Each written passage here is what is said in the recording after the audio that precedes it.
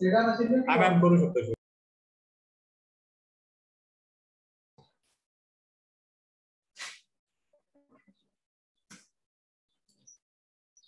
सभी को नमस्कार, आवाज आ रही है?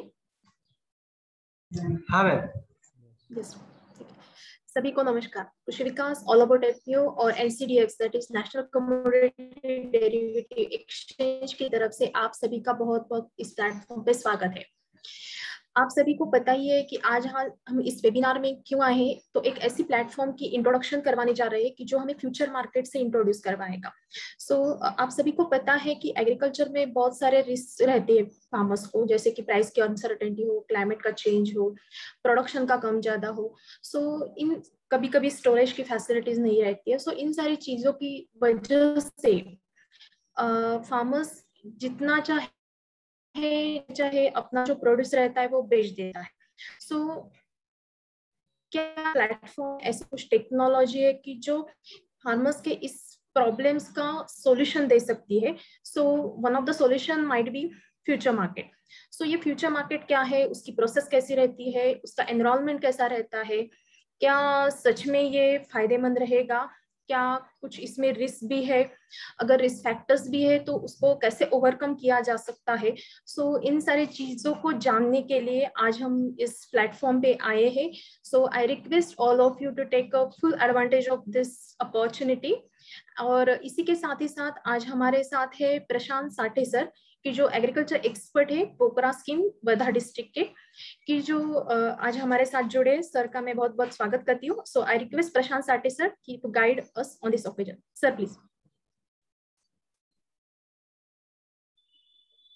नमस्ते एवरीवन, मेरी आवाज आ रही है आपको सभी को? आ रही है सर। पहले तो मैं सब आयोजकों का मैं बहुत तहे दिल से शुक्रिया अदा करता हूँ कि जिन्होंने मेरे को चांस दिया, अपॉर्चुनिटी दी to speak something in front of everyone.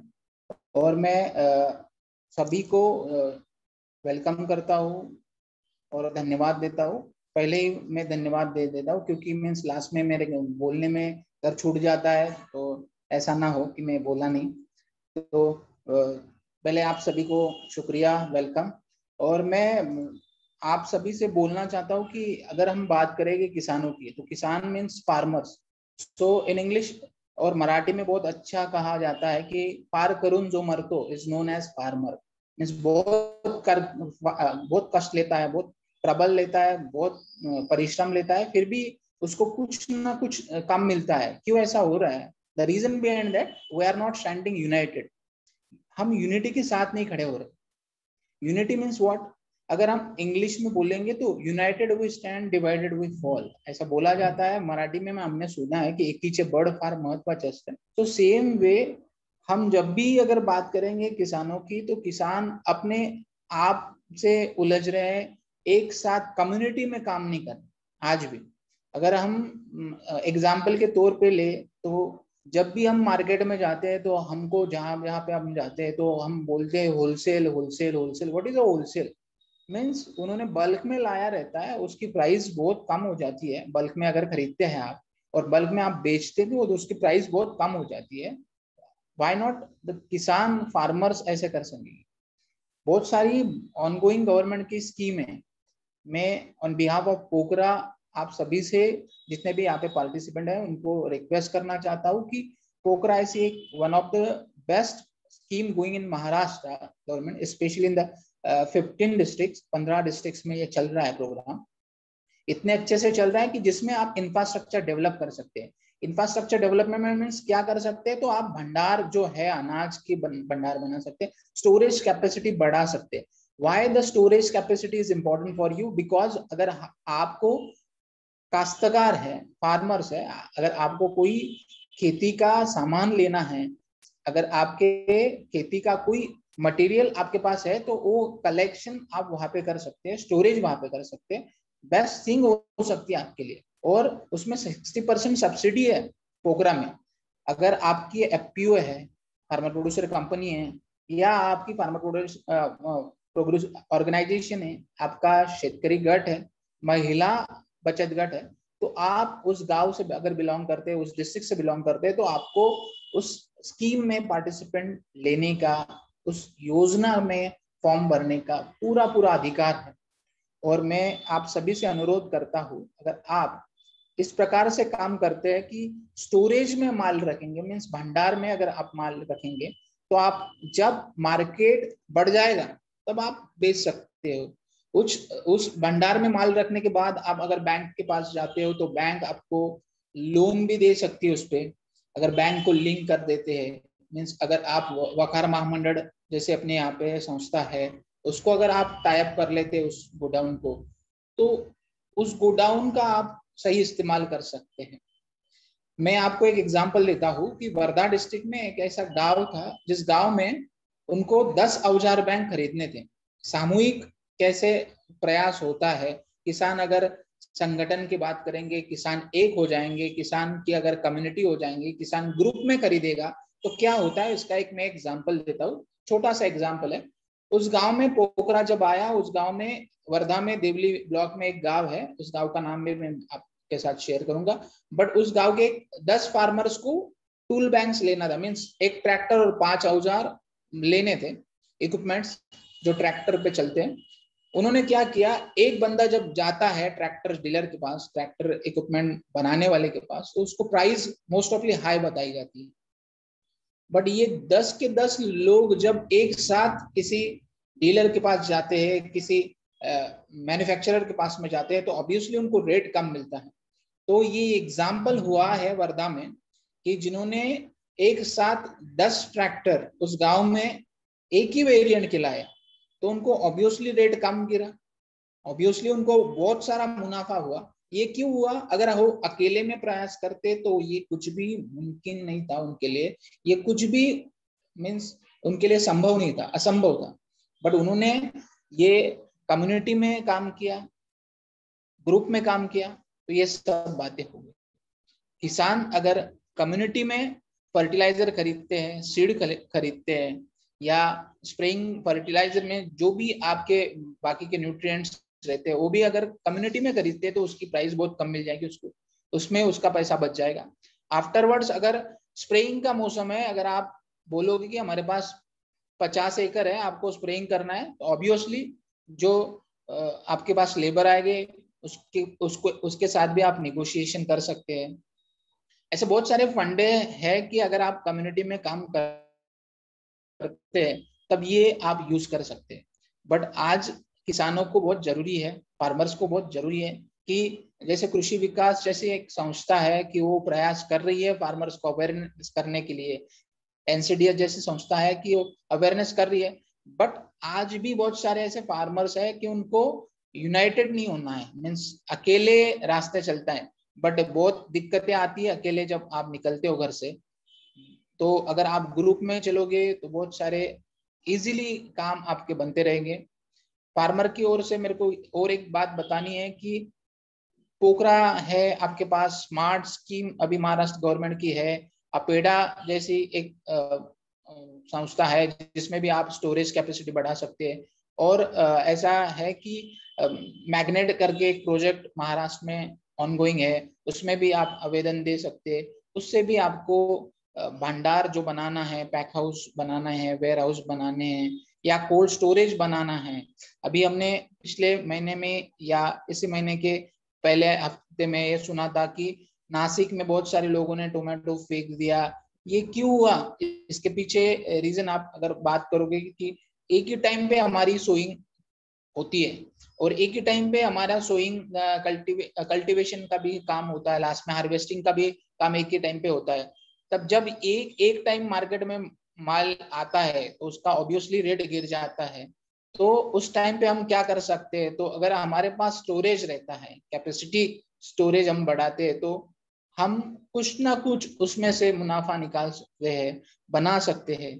तो मेरी इस इंटरेक्शन के दौरान, इस सेशन के दौरान आप सभी से गुजारिश है कि आप सभी ने अगर यूनाइटेडली काम किया, एक संघ होके काम किया, तो फ्यूचर में किसानों का फ्यूचर बहुत ब्राइट होने वाला है। बट जब हम यूनाइटेडली काम करेंगे, सब लोग एक साथ काम करेंगे, तब ये हो सकता है। आप सभी से मेरा अनुरोध है कि जब भी आप खरीदते हो या आप बेचते हो तो एक बार प्रयास करके देखो। यूनाइटेड होने में बहुत वक्त लगता है, बहुत संगठन खड़े रहने में बहुत वक्त लगता है, बट महाराष्ट्र की हमारी भूमि है जो पूरे नेशन को गाइड करती है, पूरे नेशन को एक रास्ता दिखाती है। हमने हिस्ट्री पढ़ी है हमारी, और ऐसे मराठी में कहावत है की जी माणसं इतिहास विसरतात ती माणसं इतिहास घडवू शकत नाही। Means why we are forget our history. हमारी हिस्ट्री ये है कि सभी को साथ लेके चलना है। अब हमारे यहाँ पे तो बहुत अच्छा से कहा है कि सर्वांच्या पोटास लावणे, मीन्स सबको साथ लेके हमको विकास करना है।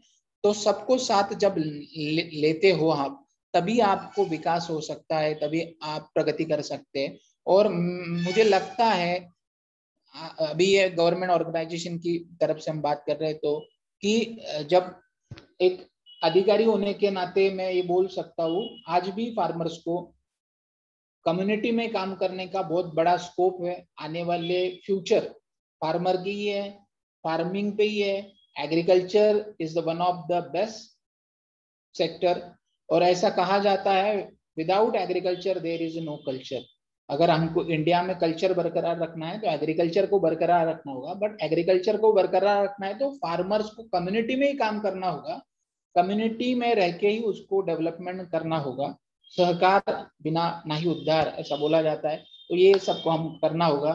तो मैं लास्ट में यही कहूंगा, आपसे रिक्वेस्ट है कि पोखरा में अगर आप पार्टिसिपेंट हो और आपका डिस्ट्रिक्ट अगर है तो आप डेफिनेटली उस डिस्ट्रिक्ट के प्रोजेक्ट इंचार्ज आत्मा के जो रहेंगे उस ऑफिस में आप जाके आवेदन कर सकते हैं। ऑनलाइन आवेदन भी कर सकते हैं, जिसमें आपको बहुत सारी ऑनगोइंग स्कीम्स है पोखरा में। आपके एफपीओ के थ्रू, आपके उस गांव के गट के थ्रू आप एप्लीकेशन कर सकते हैं। और वखार महामंडल जो है warehouse, Maharashtra warehouse corporation, उसके तहत जो डिजाइन बनाई गई है उसके हिसाब से आपको वेयर हाउस बनाना होगा। और उस पे आपको 60% सब्सिडी है। That is a most advantages. मैं सब्सिडी की बात नहीं कर रहा, बट मैं आपको बोल रहा हूँ कि ये गवर्नमेंट का आपको दिया हुआ, आप बोल सकते हैं कि आपको ये राशि इसलिए दी जाती है कि आपने वो काम किया है, आपको कुछ सहयोग करने के लिए राशि दी गई है। तो उस राशि का आप सही इस्तेमाल करें।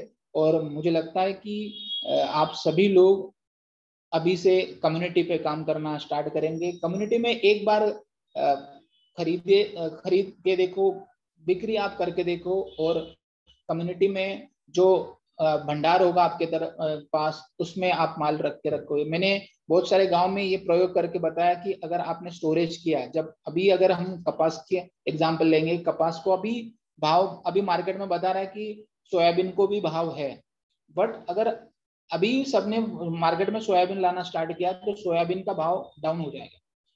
जब डाउन हो जाता तो सोयाबीन स्टोरेज करके रखो। मई और जून महीने में हर साल आपको मालूम है कि सोयाबीन के भाव हाई हो जाते हैं, तो उस टाइम आप निकाल के देखो, तो 5-6 महीने में अगर आपको डबल मिल जाता है।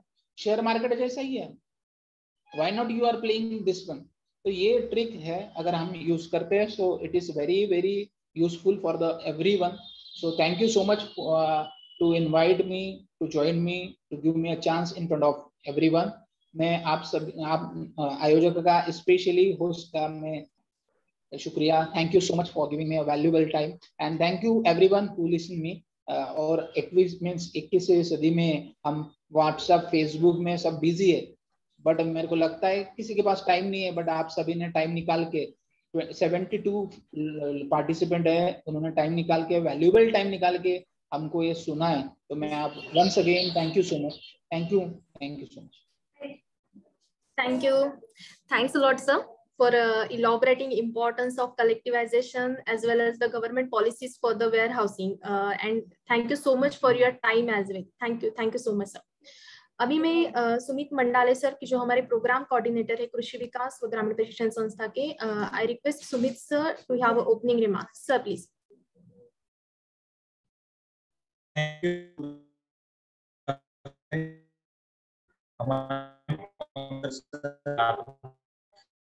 इम्पोर्टेंट मीटिंग में वो हेलो, कलेक्टर डिस्ट्रिक्ट मजिस्ट्रेट। मेरी आवाज आ रही है? हेलो, या अभी आ रही है सर?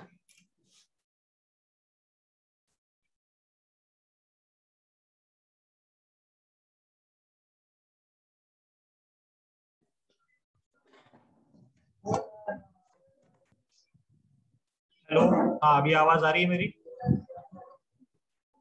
आ हेलो, रही है सर, हाँ।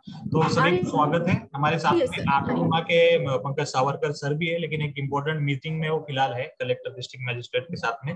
तो सर का समय मिलता है उस तरीके से हम सर को भी ऑनबोर्ड करने की कोशिश करेंगे, सर का भी मार्गदर्शन लेने की कोशिश करेंगे, क्योंकि जरूरी रहेगा सर का भी बात करना।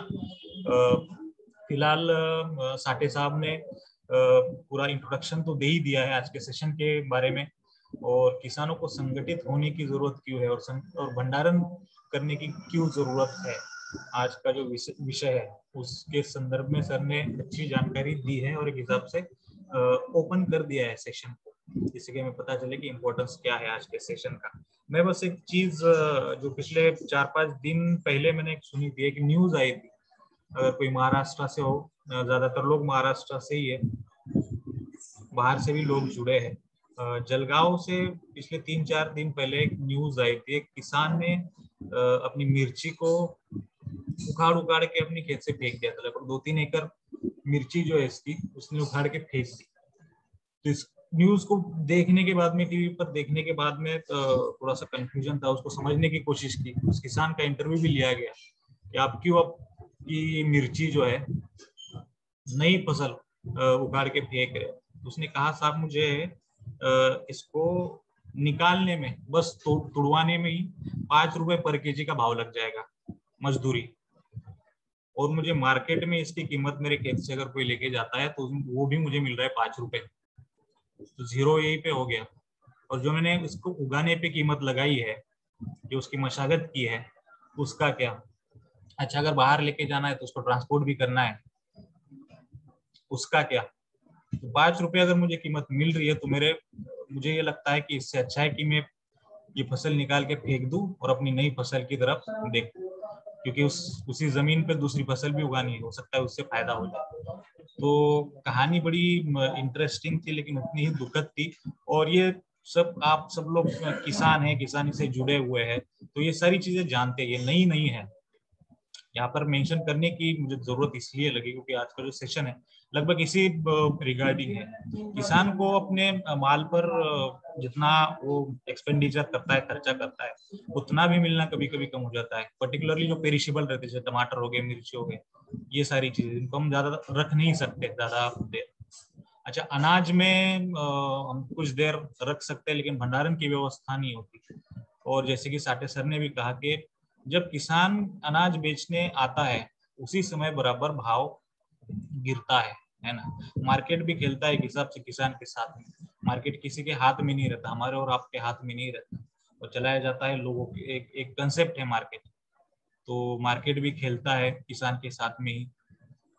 तो जो एनसीडीएक्स है, जिसके बारे में आज हम सेशन लेना चाहते हैं, ये एक हिसाब से एक कोशिश है कि किसानों को अपने माल की कीमत पहले ही तय करने की मुभा मिले, सहूलियत मिले, और एक हिसाब से फ्रीज कर सके किसान अपना माल।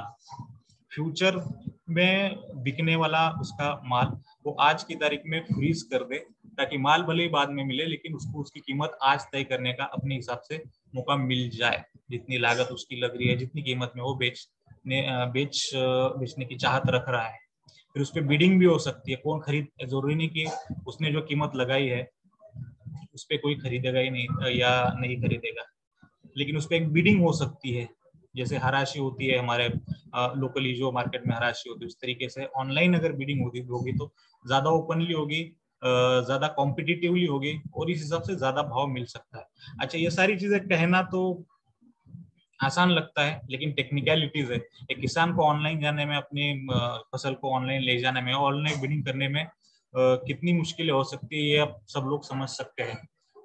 तो टेक्निकलिटीज है, डिफिकल्टीज है, लेकिन एक स्कोप है ना। बहुत सारे किसान लोग कर भी रहे हैं, कृषि विकास ने भी बहुत सारी एफपीओस को जोड़ा है एनसीडीएक्स से, कुछ डीलिंग हुए कुछ नहीं हो पाए है ना, क्योंकि दिक्कतें हैं। लेकिन आप सब लोग इस इतनी सारी संख्या में जुड़े हैं, जो इंटेंशन आपने दिखाया इस चीज को समझने में, वो बहुत महत्वपूर्ण है। तो आप सब लोगों का मैं पहले तो धन्यवाद देता हूँ कि आपने इंटेंशन दिखाया इस चीज को समझने में। होगा नहीं होगा किस तरीके से होगा वो अलग चीज है, लेकिन इन सारी टेक्निक्स को जो किसानों के लिए ही है बनाई है, किसानों के लिए ये सारा मैकेनिज्म चल रहा है गवर्नमेंट की तरफ से, इसको समझना और उसके लिए आगे आना जरूरी है। तो आप लोगों का बहुत बहुत धन्यवाद देता हूँ मैं। और कृषि विकास के माध्यम से और भी बताना चाहता हूँ कि ऐसे इंटेंशन आपको दिखाने की जरूरत है, नई चीजें सीखने की जरूरत है, जो ट्रेंड चल रहे हैं मार्केट में उससे जुड़ने की जरूरत है। तो कृषि विकास के माध्यम से हम हमारे एफपीओ ही नहीं, लगभग 100 एफपीओ के साथ आज तक हम जुड़े हुए। तो उनका ट्रेनिंग, उनका प्रशिक्षण, उनको ऑनलाइन ट्रेडिंग से जोड़ना, ऑनलाइन जो भी प्लेटफॉर्म है उनसे जोड़ना, उनकी प्रोडक्ट मार्केटिंग, ब्रांडिंग, प्रोसेसिंग वो करवा के देना, ये सारी चीजें तो करते ही है। और सबसे इम्पोर्टेंटली ट्रेनिंग प्रोवाइड करते हैं बाहर के सभी किसानों को भी और एफपीओ को। तो आप भी किसानी करते हैं, एफपीओ से जुड़े हैं, तो आप भी हमसे जुड़ सकते हैं। हम हमारे ट्रेनिंग को किसानों के हिसाब से, या किसान इसको ट्रेनिंग को बहुत ही आसानी से कर सके, इसलिए हमने अभी ऐप भी डेवलप कर लिया है। तो ऐप मैं टेक्स्ट में आपको मैसेज डाल दूंगा, ऐप का नाम क्या है। आगे से जो भी हमारे प्रशिक्षण होंगे वो इस ऐप के थ्रू होंगे, ताकि ऐप डाउनलोड करने के बाद में बस आपको वेट करना है, जब भी हमारा प्रशिक्षण आ जाएगा आपको नोटिफिकेशन ऐप पे आ जाएगा। इस तरीके के जो इंपॉर्टेंट प्रशिक्षण रहते हैं, बैचेस रहते हैं, कोर्सेस रहते हैं। तो ये ऐप आप सब लोग डाउनलोड कर लीजिए, ऑल अबाउट एफपीओ नाम बता दे रहा हूं मैं, अकेडमी एक इनिशिएटिव है कृषि विकास का ही, ट्रेनिंग के पर्पज से, इसलिए इसको हम अकेडमी कह रहे हैं। ये अकेडमी है किसानों के लिए, यहाँ पे किसान प्रशिक्षण लेंगे, मुश्किल से मुश्किल चीजों से जुड़ने की कोशिश करेंगे, समझने की कोशिश करेंगे, उसमें वर्क करने की कोशिश करेंगे। तो इसी के साथ थैंक यू मुझे मौका देने के लिए बात करने का, और आप सब लोगों का इतनी अच्छी संख्या में जुड़ने के लिए thank you Amrita ma'am, thank you all. You can continue. Text box में प्लीज देखिएगा, मैंने टेक्स्ट डाल दिया है सर। शायद नहीं मिला है टेक्स्ट आपका। अच्छा, सबको डाल देता हूँ एक बार। Thank you so much sir for elaborating कि कृषि विकास कैसे सहायभूत करेगा एनसीडीएक्स के प्लेटफॉर्म पे एपीओस को इनरोल करना है, और भी किस तरह से कृषि विकास सारी एपीओस की इकोसिस्टम को हेल्प कर सकता है। और आपने जो बताया कि ऐप भी लॉन्च किया है, so I again request all of you to download this app. इस ऐप के माध्यम से ही आप हमारे हर एक प्रोग्राम से जुड़ सकते हैं। तो it's quite simple, play store में जाके आप ये ऐप को डाउनलोड कर सकते हैं और अपडेट रह सकते हैं। So thank you so much sir. So now I request Iti Bedi, who is a management trainee at NCDX. So I request Iti Bedi to take a charge for this session. Over to you. Thank you so much Amrita ma'am. सबसे पहले तो मैं कृषि विकास का धन्यवाद देना चाहूंगी कि उन्होंने हमें ये एक प्लेटफॉर्म दिया ताकि हम ज्यादा से ज्यादा एफपीओज और फार्मर्स के साथ जुड़ सके और उनको एनसीडीएक्स के बारे में बता सके, जागरूक कर सके कि फ्यूचर्स मार्केट या वायदा बाजार किस तरीके से काम करता है और एफपीओज का काम करके उसमें क्या फायदा है। जैसे कि शुरुआती जब स्टार्ट हो रहा था तो प्रशांत सर ने भी एक बात कही बहुत अच्छी जो मुझे लगी कि किसानों को कम्युनिटी में काम करने की जरूरत है, यूनाइटेड होकर के काम करने की जरूरत है। तो इसका जो सबसे अच्छा तरीका है, इसका जो निष्कर्ष निकाला जा सकता है वो ये है कि किसानों को एफपीओ के साथ जुड़ करके काम करने की जरूरत है, एक एफपीओ बना करके काम करने की जरूरत है। क्योंकि इससे जैसे कि सर ने भी बताया कि जो आपकी इनपुट की कॉस्ट है, जो आपकी लागत की जो भी कॉस्ट है वो कम हो जाती है, और क्योंकि कलेक्टिवाइजेशन हो जाता है, कलेक्शन हो जाता है आपके पूरे प्रोड्यूस का, तो जो आपको आउटपुट मिलता है, आउटपुट की जो आपको कॉस्ट मिलती है वो ज्यादा अच्छी मिलती है। मार्केटिंग के आपके पास ज्यादा अच्छे अपॉर्चुनिटीज रहती है, ज्यादा अच्छे साधन रहते हैं। जो भी आपने इनपुट लेना होता है वो कम कॉस्ट में हो जाती है क्योंकि होलसेल रेट पे मिलने लग जाती है फिर आपको चीजें। तो यही एफपीओ का जो कंपनी एक्ट के अंदर सरकार ने 2003 में एफपीओ का गठन करने की सुझाव रखा था और उसके बाद से ही एफपीओस बनने स्टार्ट हुए थे। तो हमारा जो आज का सेशन रहेगा वो एफपीओस और किसानों दोनों के लिए ही रहेगा। कैसे वो काम कर सकते हैं एनसीडीएक्स के प्लेटफॉर्म में, कैसे ट्रेडिंग कर सकते हैं और अपने प्राइस को कैसे फिक्स कर सकते हैं, कैसे लॉक कर सकते हैं। जैसे सुमित सर ने भी बताया, प्रशांत सर ने भी बताया कि जैसे ही फसल कटती है और सारे जो भी किसान होते हैं वो मार्केट में लेकर के आ जाते हैं अपनी फसल, तो सप्लाई ज्यादा होने की वजह से मार्केट एकदम डाउन हो जाता है, रेट बहुत कम हो जाते हैं। तो ऐसे तरीका फ्यूचर्स मार्केट ऐसा तरीका आप किसानों को और एफपीओस को प्रदान करता है कि आप अपनी बिजाई से पहले ही, सोइंग से पहले ही अपने प्राइस को फिक्स कर सकते हैं, लॉक कर सकते हैं। तो अब मैं अपनी स्क्रीन शेयर कर रही हूँ और फिर मैं रोहन से रिक्वेस्ट करूंगी कि सर आप प्लीज प्रेजेंटेशन अपनी स्टार्ट करिए। थँक्स इति। तरी आवाज आ रही है? माझा आवाज ऐकू येतोय सगळ्यांना? हाँ जी रोहन, आ रही है। तर वेबिनारच्या व्यासपीठावर सर्व उपस्थित जे आपले अधिकारी वर्ग आहेत आणि एफपीओज आणि काही आपले शेतकरी वर्ग आहेत त्यांना माझा नमस्कार। आणि मी आता सध्या मराठीतच देत आहे कारण बरेचसे आपले जे शेतकरी वर्ग आहेत आणि बरेचसे जे एफपीओज आहेत मला इथं दिसत आहे की ज्या काही लातूरवरून दिसत आहेत, काही उस्मानाबाद जिल्ह्यामधून दिसत आहेत आणि आपले काही महाराष्ट्रातले जवळपास। तर आपला एक मुख्य विषय आज आहे की एनसीडीएक्स प्लॅटफॉर्मवर कशा पद्धतीने आपण मूल्य जोखीम व्यवस्थापन केलं पाहिजे आणि त्याचं काय नेमकं व्यवस्थापन कशा पद्धतीचं राहील आणि त्याचा शेतकऱ्याला किंवा एका एफपीओला, जे एफपीओज आहेत त्यांना कशा पद्धतीने फायदा होईल। आता तुम्हाला माहीतच असेल की जवळपास या सीझनमध्ये आत्ता या दिवसामध्ये सोयाबीनची आवक आता सुरू झालेली आहे।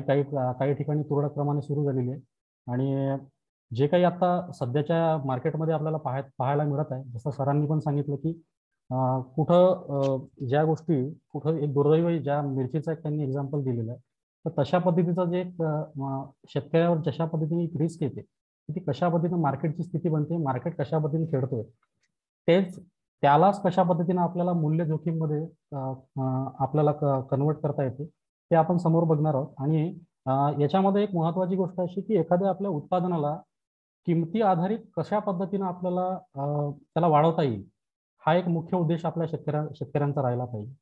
आणि आता जो आपला एक मुख्य अजेंडा आहे तो आहे कमोडिटी मार्केटला समजणं आहे। त्याच्यानंतर त्यामध्ये कशा पद्धतीने एनसीडीएक्स या प्लॅटफॉर्मवर कशा पद्धतीने ट्रेडिंग होते, त्याच्यानंतर यामध्ये फ्युचर्स आणि जे ऑप्शन्स कॉन्ट्रॅक्ट्स आहेत ते आपल्या कशा पद्धतीने काम करतात, त्याच्यानंतर जी आपली डिलिव्हरी प्रोसेस आहे यामध्ये ती कशा पद्धतीनं होईल आणि त्यामध्ये शेतकऱ्याला मिळणारे जे काही फायदे आहेत ते शेतकऱ्याला मिळणारे फायदे कशा पद्धतीनं आपल्याला त्याला लाभदायक असणार आहे हे आपण या प्रेझेंटेशनच्या माध्यमातून बघणार आहोत। तर या स्लाइडमध्ये आपण बघत आहोत की बघा शेतकऱ्याला जी अनिश्चितता म्हणतो आपण ते अनिश्चितता दोन प्रकारे येते। यामध्ये एक अनिश्चितता या आपल्याला उत्पादनाच्या माध्यमाने दिसून पडते की कुठेतरी नॅचरल कॉजेसमुळे आपण नॅचरल कॉजेस बघायला मिळत आहे, त्याच्यामुळे बरेचसे याच्यामध्ये आपल्याला आपण सीडची क्वालिटी बरोबर वापरत नाही, त्यामुळे कुठेतरी प्रोडक्शन अनसर्टिनिटी निर्माण होते, कुठेतरी टेक्नोलॉजिकल कॉजेस मध्ये कुछ पार्टिसिपेंट्स की रिक्वेस्ट आई है चैट बॉक्स में कि आप हिंदी में बात करें क्योंकि कुछ को मराठी आई थिंक समझ नहीं आ रही है। तो अगर आप कंफर्टेबल है हिंदी में तो आप ले लीजिए, अदरवाइज मैं ले लेती हूँ। राइट। तो हम समझना चाहेंगे कि किस तरह से जो हमारा एजेंडा है आज का कि हम किस तरह से कमोडिटी मार्केट और फ्यूचर मार्केट को समझना है। उसके बाद या एनसीडीएक्स प्लेटफॉर्म पे किस तरह से ट्रेडिंग होती है, उसके बाद हम फ्यूचर और ऑप्शन कॉन्ट्रैक्ट्स का किस तरह से यहाँ पे निपटारा होता है, किस तरह से ऑप्शन और फ्यूचर कॉन्ट्रैक्ट्स यहाँ पे दूसरी बात है कि यहाँ पे डिलीवरी प्रोसीजर किस तरह की होती है, और आखिर में हम ये सोचेंगे कि मतलब ये जानना चाहेंगे कि हमारे जो फार्मर्स है इनको इस तरह से एनसीडीएक्स प्लेटफॉर्म का लाभ हो सकता है। अब हम देखेंगे कि यहाँ पे जो अनिश्चितता की बात कर रहे थे हम, इसमें बहुत सारे ऐसे अनिश्चितता होती है कि जैसे प्रोडक्शन के अनसर्टेनिटी जिसको बोलते हैं हम, कि उसके माध्यम से नेचुरल कॉजेस के या सीड की जो क्वालिटी है वो बहुत पुअर होने के कारण, या कई टेक्नोलॉजीज कॉजेज जो रहते हैं, जैसे हम बहुत सारे जो सीड्स है वो क्वालिटी सीड यूज नहीं करते, उसके वजह से वो उत्पादन में कुछ अनिश्चितता आती है। उसके बाद फिर हम अभी देखते आ रहे हैं कि जैसे बारिश ज़्यादा हो रही है, तो ऐसे ही बारिश के मौसम में अभी जो प्राइस की जो अनिश्चितता है वो देखने को मिल रही है। जैसे प्रोडक्शन प्रोडक्शन के ऊपर प्राइस हावी हो जाता है, कभी वेदर जो है वो कम ज़्यादा होता है। क्रॉपिंग पैटर्न सबसे बड़ी बात है कि ये क्रॉपिंग पैटर्न हमारे यहाँ पे किस तरह से, जैसे क्रॉपिंग पैटर्न की बात हम करते हैं तो क्रॉपिंग पैटर्न में हम हमेशा देखते हैं कि अच्छा अगर क्रॉपिंग पैटर्न हम नहीं यूज़ किए, हम नहीं अगर इम्प्लीमेंट किए, तो हमारा जो प्रोडक्शन इस पर फर्क पड़ता है। तो इसी हिसाब से, और गवर्नमेंट पॉलिसी जैसे अभी चने में जैसे गवर्नमेंट पॉलिसी चेंज हो गई है, स्टॉक जैसे चने के लिए जैसे सरकार ने स्टॉक लगा दिया है, तो उस हिसाब से देखिए कि ये अगर गवर्नमेंट पॉलिसी चेंज हो जाती है तो इसका भी अब ये भी एक प्राइस अनिश्चितता का उदाहरण है। तो इसके ऊपर हम क्या जोखिम, ये जो जोखिम जोखिम में भी इनमें देखते हैं कि ये प्रोडक्शन है, दूसरा है इसमें पोस्ट प्रोडक्शन में भी देखते हैं कि जैसे क्रॉपिंग पैटर्न, अभी जैसे हमने बात की कि क्रॉपिंग पैटर्न के माध्यम से हम ये यहाँ देख रहे हैं कि बहुत सारे जो क्रॉपिंग पैटर्न के आधार पर जैसे प्राइस रियलाइजेशन, एक किसान जो है अपना प्राइस रियलाइजेशन किस तरह से वो अपना माल, उसको ये समझ में नहीं आता कि, क्योंकि बहुत सारे किसान हमारे जो है ये मार्जिनल और ये मतलब जो छोटे किसान और लघु किसान हमारे इसमें बहुत सारे किसान हैं, तो उस उनको ये समझ नहीं आता कि किस तरह से बेचा जाए। और ये जो कम कीमत में ये लोग बेच देते हैं, क्योंकि आवक ज्यादा होने के कारण, जैसे अभी सोयाबीन अगर अक्टूबर में आता है तो उस सीजन में बहुत सारी आवक ज्यादा, मतलब सोयाबीन का प्रोडक्शन सभी के पास होता है, तो इसकी वजह से क्या होता है कि उनके पास बार्गेनिंग पावर नहीं रहता है, तो वो बार्गेनिंग पावर भी उनका वहाँ पे लो हो जाता है। इनके ये भी एक कारण है कि स्टोरेज की फैसिलिटी नहीं रही थी उनकी, उनको कहाँ स्टोरेज करना है, इस तरह से स्टोरेज करना है, इसके वजह से भी वो जल्दी बेच देते हैं। तो ये भी एक रिस्क, मतलब उनके ऊपर एक रिस्क रहता है। और ये जो क्रेडिट है, मतलब जैसे हम बोलते हैं कि जो कभी कभी ऐसा है कि किसानों को जल्दी बेचना पड़ता है क्योंकि उनकी जरूरतें भी और रहती है, तो इसके वजह से भी वो अपना माल बेच देते हैं। Next slide.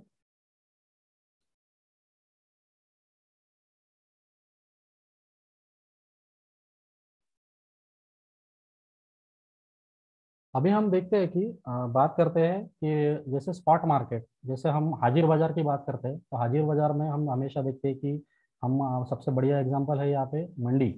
और हम माल हमारा जो किसान है, हमारे एफपीओज है, यहाँ स्पॉट मार्केट में हाजिर बाजार में माल बेचते हैं। कोई मतलब किसान या एफपीओज है वो प्रोसेसिंग प्लांट को माल देते हैं, या कोई किसान और फार्मर्स है हमारे, या किसान और एफपीओज है वो लोकल ट्रेडर्स को भी माल देते हैं। तो यहाँ पे मंडी का सबसे बढ़िया उदाहरण है यहाँ पे मंडी। ये भी सभी किसान भाइयों से मेरी एक मतलब मंडी का उदाहरण आप सामने रखिए और एक डेरिवेटिव मार्केट को आप सामने रखते हैं, तो आपको समझ में आ जाएगा कि डेरिवेटिव मार्केट में भी हमारे दो ऑप्शन है यहाँ पे, दो पर्याय है यहाँ पे, एक ऑप्शन कॉन्ट्रैक्ट है और दूसरा है फ्यूचर कॉन्ट्रैक्ट। तो ऑप्शन कॉन्ट्रैक्ट्स में और फ्यूचर कॉन्ट्रैक्ट में क्या होता है ये हम आगे देखेंगे।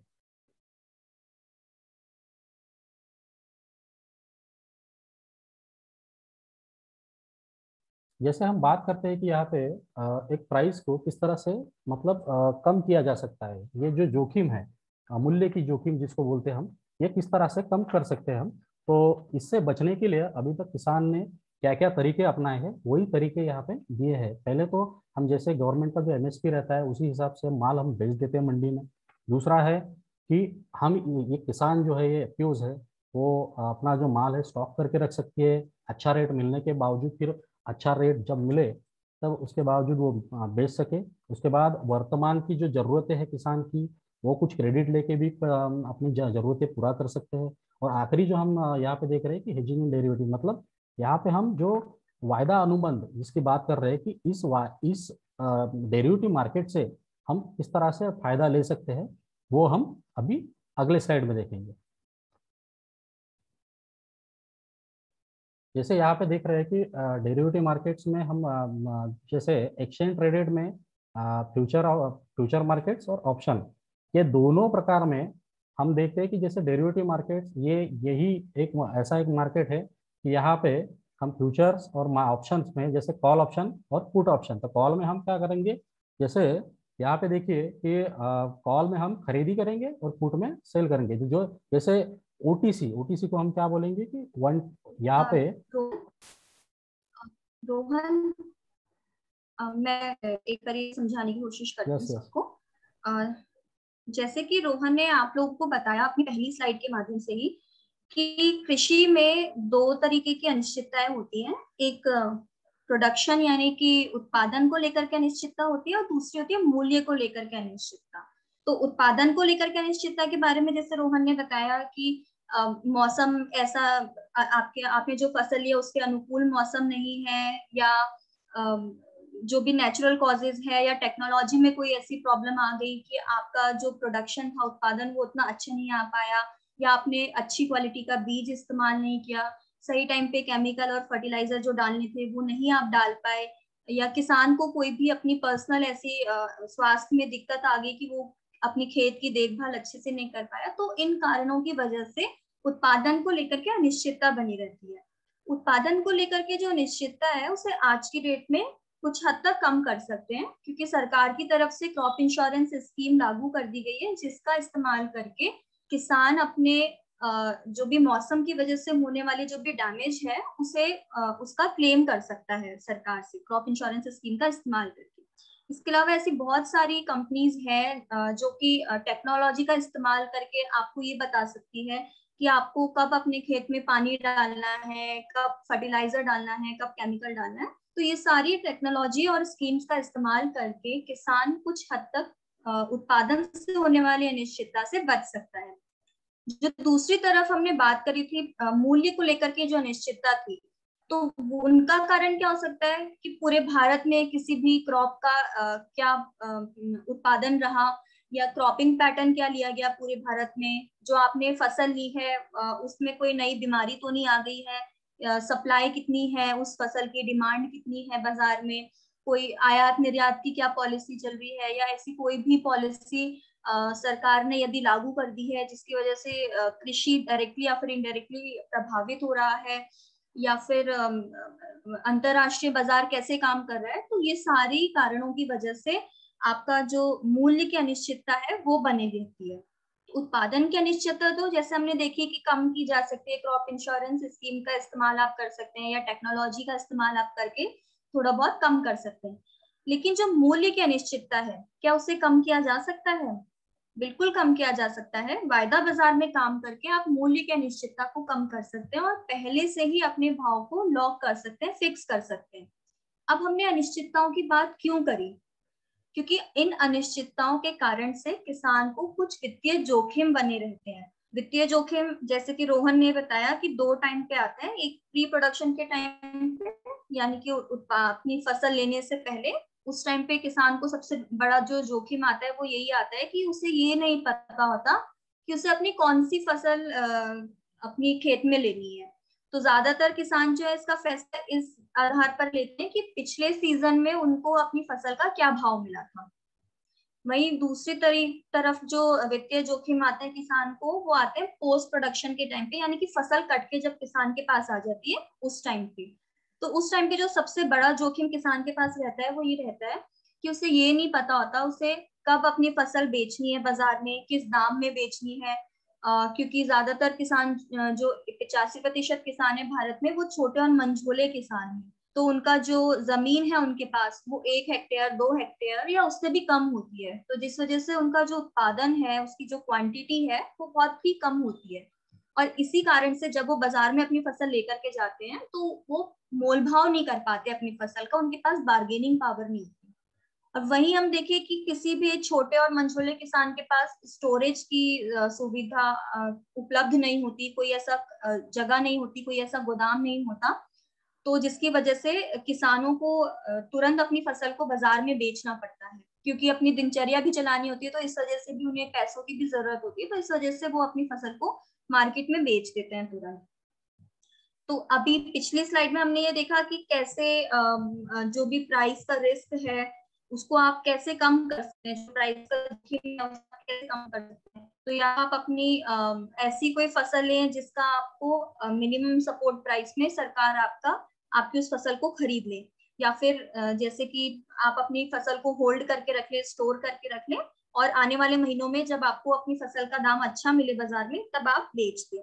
या फिर आप किसी भी सरकारी बैंक से या फाइनेंशियल इंस्टीट्यूशन से लोन लेकर के अपनी दिनचर्या चला सकते हैं जो छोटे किसान हैं, या फिर उस लोन का इस्तेमाल करके आप स्टोर बना सकते, एक अपना लिए स्टोरेज हाउस बना सकते हैं, गोदाम बना सकते हैं जहाँ पे आप अपनी फसल को स्टोर करके रख सकें। और चौथा और जो सबसे अच्छा तरीका माना जाता है वो है आप वायदा बाजार में अपनी पोजीशन को हेज कर लीजिए। वायदा बाजार के बारे में हम बात तो करें कि आप इसमें काम कर लीजिए, अपनी पोजीशन को हेज कर लीजिए, लेकिन वायदा बाजार होता क्या है, डेरिवेटिव मार्केट होता क्या है? डेरिवेटिव एक टाइप का अनुबंध है, एक टाइप का कॉन्ट्रैक्ट है जहां पे आप एक कमोडिटी की खरीद फरोख्त करते हैं, उसकी बाइंग या फिर सेलिंग करते हैं। दो टाइप के डेरिवेटिव होते हैं, एक एक्सचेंज ट्रेडेड और दूसरा ओटीसी ट्रेडेड, यानी कि ओवर द काउंटर ट्रेडेड।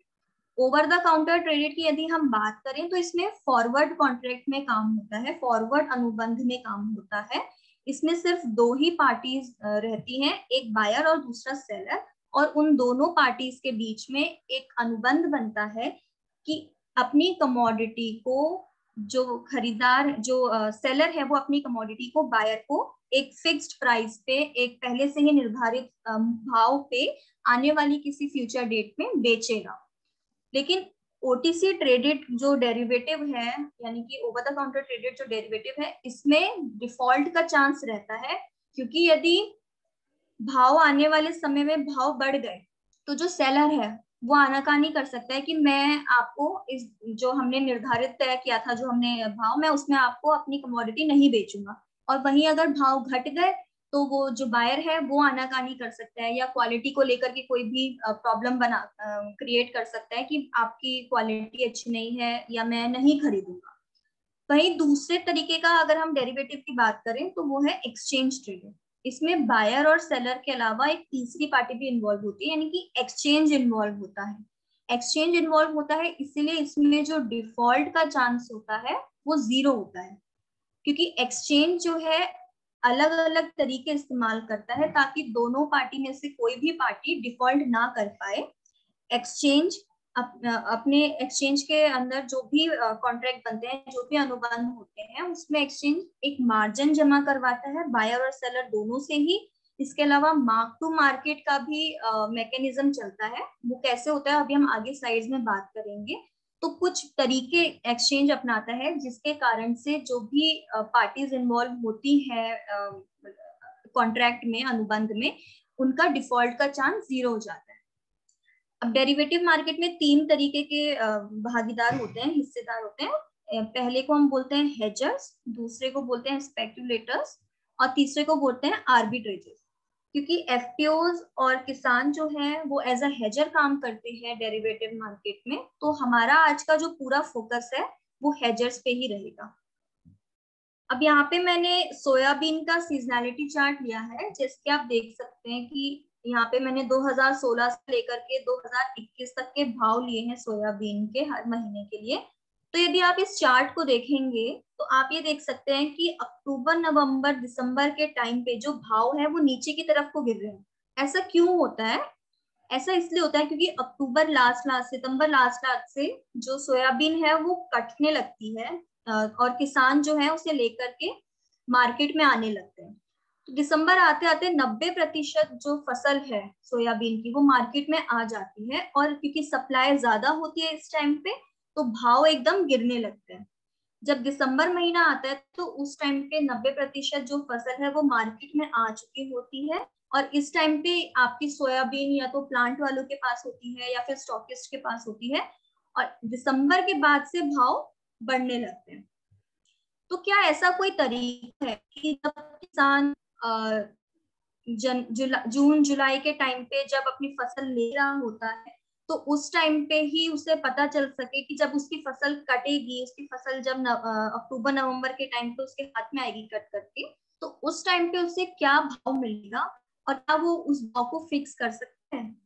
बिल्कुल इसका तरीका है, इसका तरीका है डेरिवेटिव मार्केट, यानी कि वायदा बाजार। कोई भी किसान या कोई भी एफपीओ वायदा बाजार में काम करके अपनी फसल के भाव को पहले से ही फिक्स कर सकता है, लॉक कर सकता है। अब हम बात करेंगे फ्यूचर्स मार्केट के बारे में कि फ्यूचर्स मार्केट क्या होता है।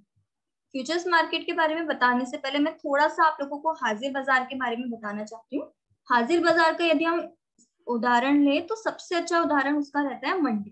तो मंडी में कैसे काम होता है, कोई भी किसान है जब उसकी फसल कटती है तो वो सुबह अपनी फसल को ट्रैक्टर ट्रॉली में या बैलगाड़ी में लोड करके मंडी में लेकर के जाता है। मंडी में हर कमोडिटी के लिए अलग अलग बायर होते हैं। तो यदि हम बात करें कोई भी छोटी मंडी है तो उसमें किसी भी एक फसल के 5 या 7 बायर होंगे, या कोई बड़ी मंडी भी है अगर जैसे अकोला की बड़ी मंडी हो गई या लातूर की मंडी हो गई, तो वहां पे किसी भी एक फसल के 12 से 15 बायर होते हैं। तो जब किसान अपनी फसल को मंडी में लेकर के जाता है तो जो वहां पे खरीदार होता है उस कमोडिटी का, वो आपकी फसल को, किसान की फसल को देख करके उसकी कितनी क्वांटिटी है, उसकी क्या क्वालिटी है, क्या गुणवत्ता है, उसका अंदाजा लगाता है। उसका अंदाजा वो कैसे लगाता है, वो आपकी फसल को हाथ में उठा करके देखता है और वो ये देखता है कि इसमें कितने मिट्टी पत्थर है, कितने डंठल है, यानी कि बाहरी पदार्थ कितने हैं। इसके अलावा वो ये भी देखता है कि डैमेज बीज कितने हैं, इसमें खराब हुए हुए बीज कितने हैं, या हरे बीज कितने हैं, लालपन लिए हुए बीज कितने हैं, तो वो ये सारी चीजें देखता है। इसके अलावा कई बार आपने देखा होगा जो खरीदार होता है वो आपकी फसल को, आपकी सोयाबीन को दांत के बीच में चबा करके भी देखता है। वो ये देखता है कि इससे वो ये पता करता है कि आपकी सोयाबीन में नमी कितनी है, मॉइस्चर कितना है। उसके बाद वो आपके जो आप लॉट लेकर के आए होते हैं अपनी फसल का, उसको देख करके अंदाजा लगा लेता है कि लगभग इसकी क्वांटिटी इतनी होगी, इसका वजन इतना होगा। तो जब बायर ने एक बार ये अपनी फसल, आपकी जो फसल आप लेकर के गए हैं उसकी क्वांटिटी का अंदाजा लगा लिया, उसकी गुणवत्ता का अंदाजा लगा लिया, उसके बाद वो ऑक्शन में बोली लगाता है। जो भी बायर की बोली सबसे ज्यादा होती है उस भाव पे किसान हामी भर देता है। लेकिन अभी जो है किसान और बायर है उसके बीच में सिर्फ अनुबंध बंधा है, सिर्फ एक सौदा हुआ है, इसका सेटलमेंट नहीं हुआ है, इसका निपटारा अभी नहीं हुआ है। इसका निपटारा कब होता है? इसका निपटारा तब होता है जब किसान अपनी फसल को लेकर के उस बायर के दुकान में या गोदाम में जाता है, अपनी फसल को उसकी दुकान में अनलोड करता है। जिस भी भाव में उनका तय हुआ था मंडी के अंदर, उस भाव का पैसा जब गुणा भाग करके किसान को मिल जाता है, चाहे वो कैश सेटलमेंट हो, चाहे वो आरटीजीएस के माध्यम से हो, जो भी आपके मंडी में धारा दिए उस धारा के हिसाब से जब उसको पूरा पेमेंट हो जाता है किसान को, तब जाकर के इस पूरे सौदे का निपटारा होता है, सेटलमेंट होता है। तो जिस तरीके से हाजिर बाजार काम करता है कि बायर और सेलर के बीच में एक अनुबंध, एक सौदा बनता है और फिर उसका निपटारा होता है, उसी तरीके से फ्यूचर्स मार्केट भी काम करता है। फ्यूचर्स मार्केट में आप आज की ही डेट में अपनी फसल को, अपनी कमोडिटी को खरीद या बेच सकते हैं, लेकिन इसका जो सेटलमेंट है, इसका जो निपटारा है, वो किसी फ्यूचर की डेट में होगा, किसी भविष्य की तारीख में होगा। यहाँ तक कि कोई भी किसान अपनी फसल को उगाने से पहले ही फ्यूचर्स कॉन्ट्रैक्ट में भाग ले सकता है और अपनी प्राइस को लॉक कर सकता है, फिक्स कर सकता है। जब किसान अपनी फसल उगाने से पहले या अपनी फसल उगाने के बाद फ्यूचर्स कॉन्ट्रैक्ट का इस्तेमाल करके उसको लॉक करता है, और जब वो हार्वेस्ट करता है अपनी फसल को, तो उस दौरान जो भी भाव में जो भी उतार चढ़ाव आ रहे होते हैं, तो किसान उससे बच सकता है। 3 तरीके के मुख्य उद्देश्य होते हैं फ्यूचर्स मार्केट के, वायदा बाजार के। पहला होता है प्राइस डिस्कवरी, यानी कि मूल्य की खोज। मूल्य की खोज कैसे होती है वायदा बाजार में? जैसे हमने अभी हाजिर बाजार की बात करी, तो किसी भी मंडी के जो भी बायर होते हैं वो आपस में एक दूसरे को जानते हैं, एक दूसरे के साथ उठते बैठते हैं। तो इसमें आपके प्राइस का मैनिपुलेशन का जो रिस्क होता है वो कुछ हद तक बढ़ जाता है। मैं ये नहीं बोल रही हूँ कि होता ही होता है, लेकिन इसके चांसेस होते हैं कि आपका जो मूल्य है उसमें मैनिपुलेशन हो सके, क्योंकि यदि उन बायर्स ने आपस में ग्रुप बना लिया कि आज हमें जो भी किसान फसल लेकर के आएगा, आज हमें उस फसल के इतने ही रुपए देने हैं, इतना ही भाव लगाना है, तो आप किसी भी क्वालिटी की फसल लेकर के चले जाएं, जो भाव बायर्स ने तय किया है वो उतना ही भाव देंगे। वहीं दूसरी तरफ वायदा बाजार में बहुत ज्यादा नंबर में बायर होते हैं, बहुत ज्यादा नंबर में सेलर होते हैं, और वो पूरे भारत में होते हैं, कोई किसी को नहीं जानता। तो आपस में बातचीत करके ऐसा ग्रुप बनाने का चांस उसमें 0 होता है। वहीं जो भी मूल्य की खोज होती है वो आपकी कमोडिटी की क्वालिटी के हिसाब से होती है। जिस क्वालिटी का माल आप फ्यूचर्स मार्केट में देंगे उसी क्वालिटी के अकॉर्डिंग आपका भाव तय होगा।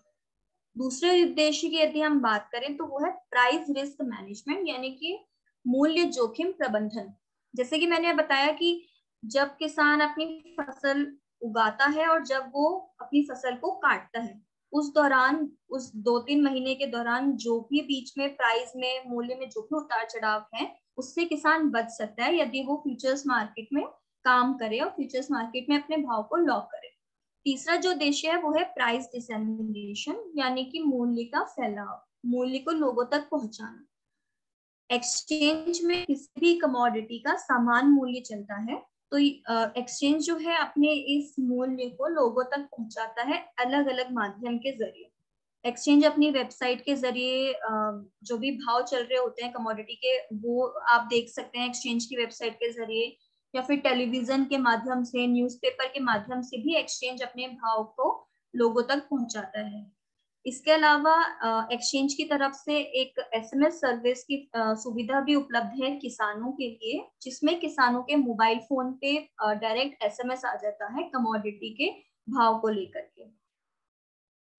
अब यदि हम बात करें फ्यूचर्स कॉन्ट्रैक्ट की, जैसे मैंने आपको बताया कि 2 तरीके से फ्यूचर्स मार्केट में काम हो सकता है, एक फ्यूचर्स कॉन्ट्रैक्ट के जरिए और दूसरा ऑप्शंस कॉन्ट्रैक्ट के जरिए। तो यदि हम फ्यूचर्स कॉन्ट्रैक्ट की बात करें सबसे पहले, तो कौन कौन से कॉन्ट्रैक्ट अवेलेबल हैं, कौन कौन से कॉन्ट्रैक्ट उपलब्ध हैं NCDEX के प्लेटफॉर्म में, तो इस स्लाइड के माध्यम से आप ये देख सकते हैं कि सोयाबीन के लिए आने वाले 8 महीनों के कॉन्ट्रैक्ट उपलब्ध हैं, यानी कि सितंबर से लेकर के अप्रैल महीने तक के कॉन्ट्रैक्ट आप इसमें देख सकते हैं। उनके भाव क्या चल रहे हैं आप ये देख सकते हैं, ये कल के क्लोजिंग के भाव हैं, तो ये भाव आप देखते हैं, और जिस भी महीने में आप काम करना चाहते हैं उस महीने के भाव आप देख करके उस महीने के भाव आप फिक्स कर सकते हैं। इस स्लाइड के माध्यम से आप ये भी देख सकते हैं कि एक्सचेंज के अंदर हर महीने की 20 तारीख को उस कॉन्ट्रैक्ट की एक्सपायरी होती है। यदि 20 तारीख को शनिवार या इतवार है या कोई भी नेशनल हॉलीडे है, तो उससे एक दिन पहले ही उस कॉन्ट्रैक्ट एक्सपायरी हो जाएगी। जैसे कि आप यहाँ नवंबर के महीने में देख सकते हैं, तो नवंबर की कॉन्ट्रैक्ट की एक्सपायरी 18 नवंबर को हो रही है। ऐसा इसलिए क्योंकि 20 नवंबर को इतवार है और 19 नवंबर को शनिवार है, इसलिए 18 नवंबर को ही कॉन्ट्रैक्ट की एक्सपायरी होती है। अभी हमने बात करी कि क्या आप फ्यूचर्स मार्केट में क्या कर सकते हैं, अपने प्राइस के जो जोखिम है उसे कैसे कम कर सकते हैं। अब हम बात करेंगे कि क्या क्या स्टेप्स हैं, क्या क्या प्रक्रियाएं हैं जो आपको करनी है, जिसका इस्तेमाल करके आप फ्यूचर्स मार्केट में अपने मूल्य के जोखिम को कम कर सकें। तो इसमें जो सबसे पहला स्टेप है वो ये है कि आपको NCDEX के एक रजिस्टर्ड मेंबर के साथ, जिन्हें हम ब्रोकर भी बोलते हैं, उनके साथ अपना अकाउंट ओपन करवाना पड़ेगा। 2 तरीके के अकाउंट खुलते हैं, एक होता है ट्रेडिंग अकाउंट जिसका इस्तेमाल करके आप ट्रेड करेंगे, और दूसरा होता है रिपोजिटरी अकाउंट या फिर NERL अकाउंट। NERL अकाउंट कब इस्तेमाल होता है? जब आप अपनी कमोडिटी को NCDEX के वेयर हाउस में जमा करते हैं। तो जब आप जमा करते हैं NCDEX के वेयर हाउस में, तो आपकी कमोडिटी की क्या गुणवत्ता है, कितनी क्वांटिटी है, कितना उसमें बाहरी पदार्थ है, कितना उसमें मॉइस्चर है, कितनी नमी है, ये सारी चीजें आप उसमें देख सकते हैं। अपने NERL के अकाउंट में बहुत आसानी से आप देख सकते हैं। जब आप अपने अकाउंट को ओपन करवा लेंगे, उसके बाद जब आप ट्रेड डालेंगे, तो फ्यूचर्स मार्केट में, फ्यूचर्स कॉन्ट्रैक्ट में काम करने के लिए आपको एक मार्जिन अमाउंट जमा करना पड़ता है, जिसे हम सिक्योरिटी अमाउंट बोलते हैं। और वहीं ऑप्शंस कॉन्ट्रैक्ट में काम करने के लिए आपको एक प्रीमियम राशि देनी पड़ती है। तीसरा जो स्टेप है वो है पोजीशन बनाना। पोजीशन बनाने का मतलब ये है, यदि आप अपनी कमोडिटी को बेचना चाहते हैं तो आप सेल पोजीशन बनाएंगे, यदि आप किसी कमोडिटी को खरीदना चाहते हैं तो आप बाय पोजीशन बनाएंगे। खरीदना चाहते हैं मतलब कि जैसे कई FPOs को कपासिया खली की जरूरत होती है, तो कपासिया खली का भी ट्रेड NCDEX में होता है। आप उस केस में जब आप खरीदना चाहते हैं कोई भी कमोडिटी, तो आप बाय पोजीशन बनाएंगे। इसके बाद लगता है daily M2M, daily mark to market.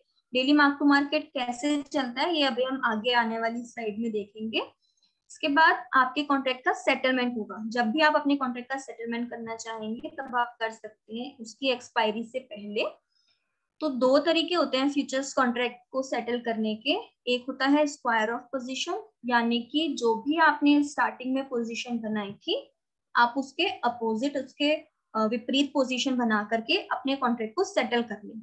यानी कि मान लीजिए आपने शुरुआत में सेल पोजीशन बनाई थी, तो जब आप सेटल करना चाहते हैं अपने कॉन्ट्रैक्ट को, जब निपटारा करना चाहते हैं उसका, तो आप बाय पोजीशन बना सकते हैं और उसके बाद आपका कॉन्ट्रैक्ट सेटल हो जाएगा।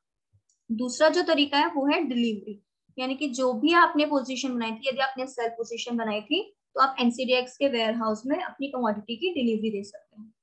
जब एक बार आपने अपने कॉन्ट्रैक्ट का सेटलमेंट कर दिया, उसके बाद आपका जो भी पैसा बनता है उसका पेमेंट आपको हो जाएगा, आपको पे आउट हो जाएगा।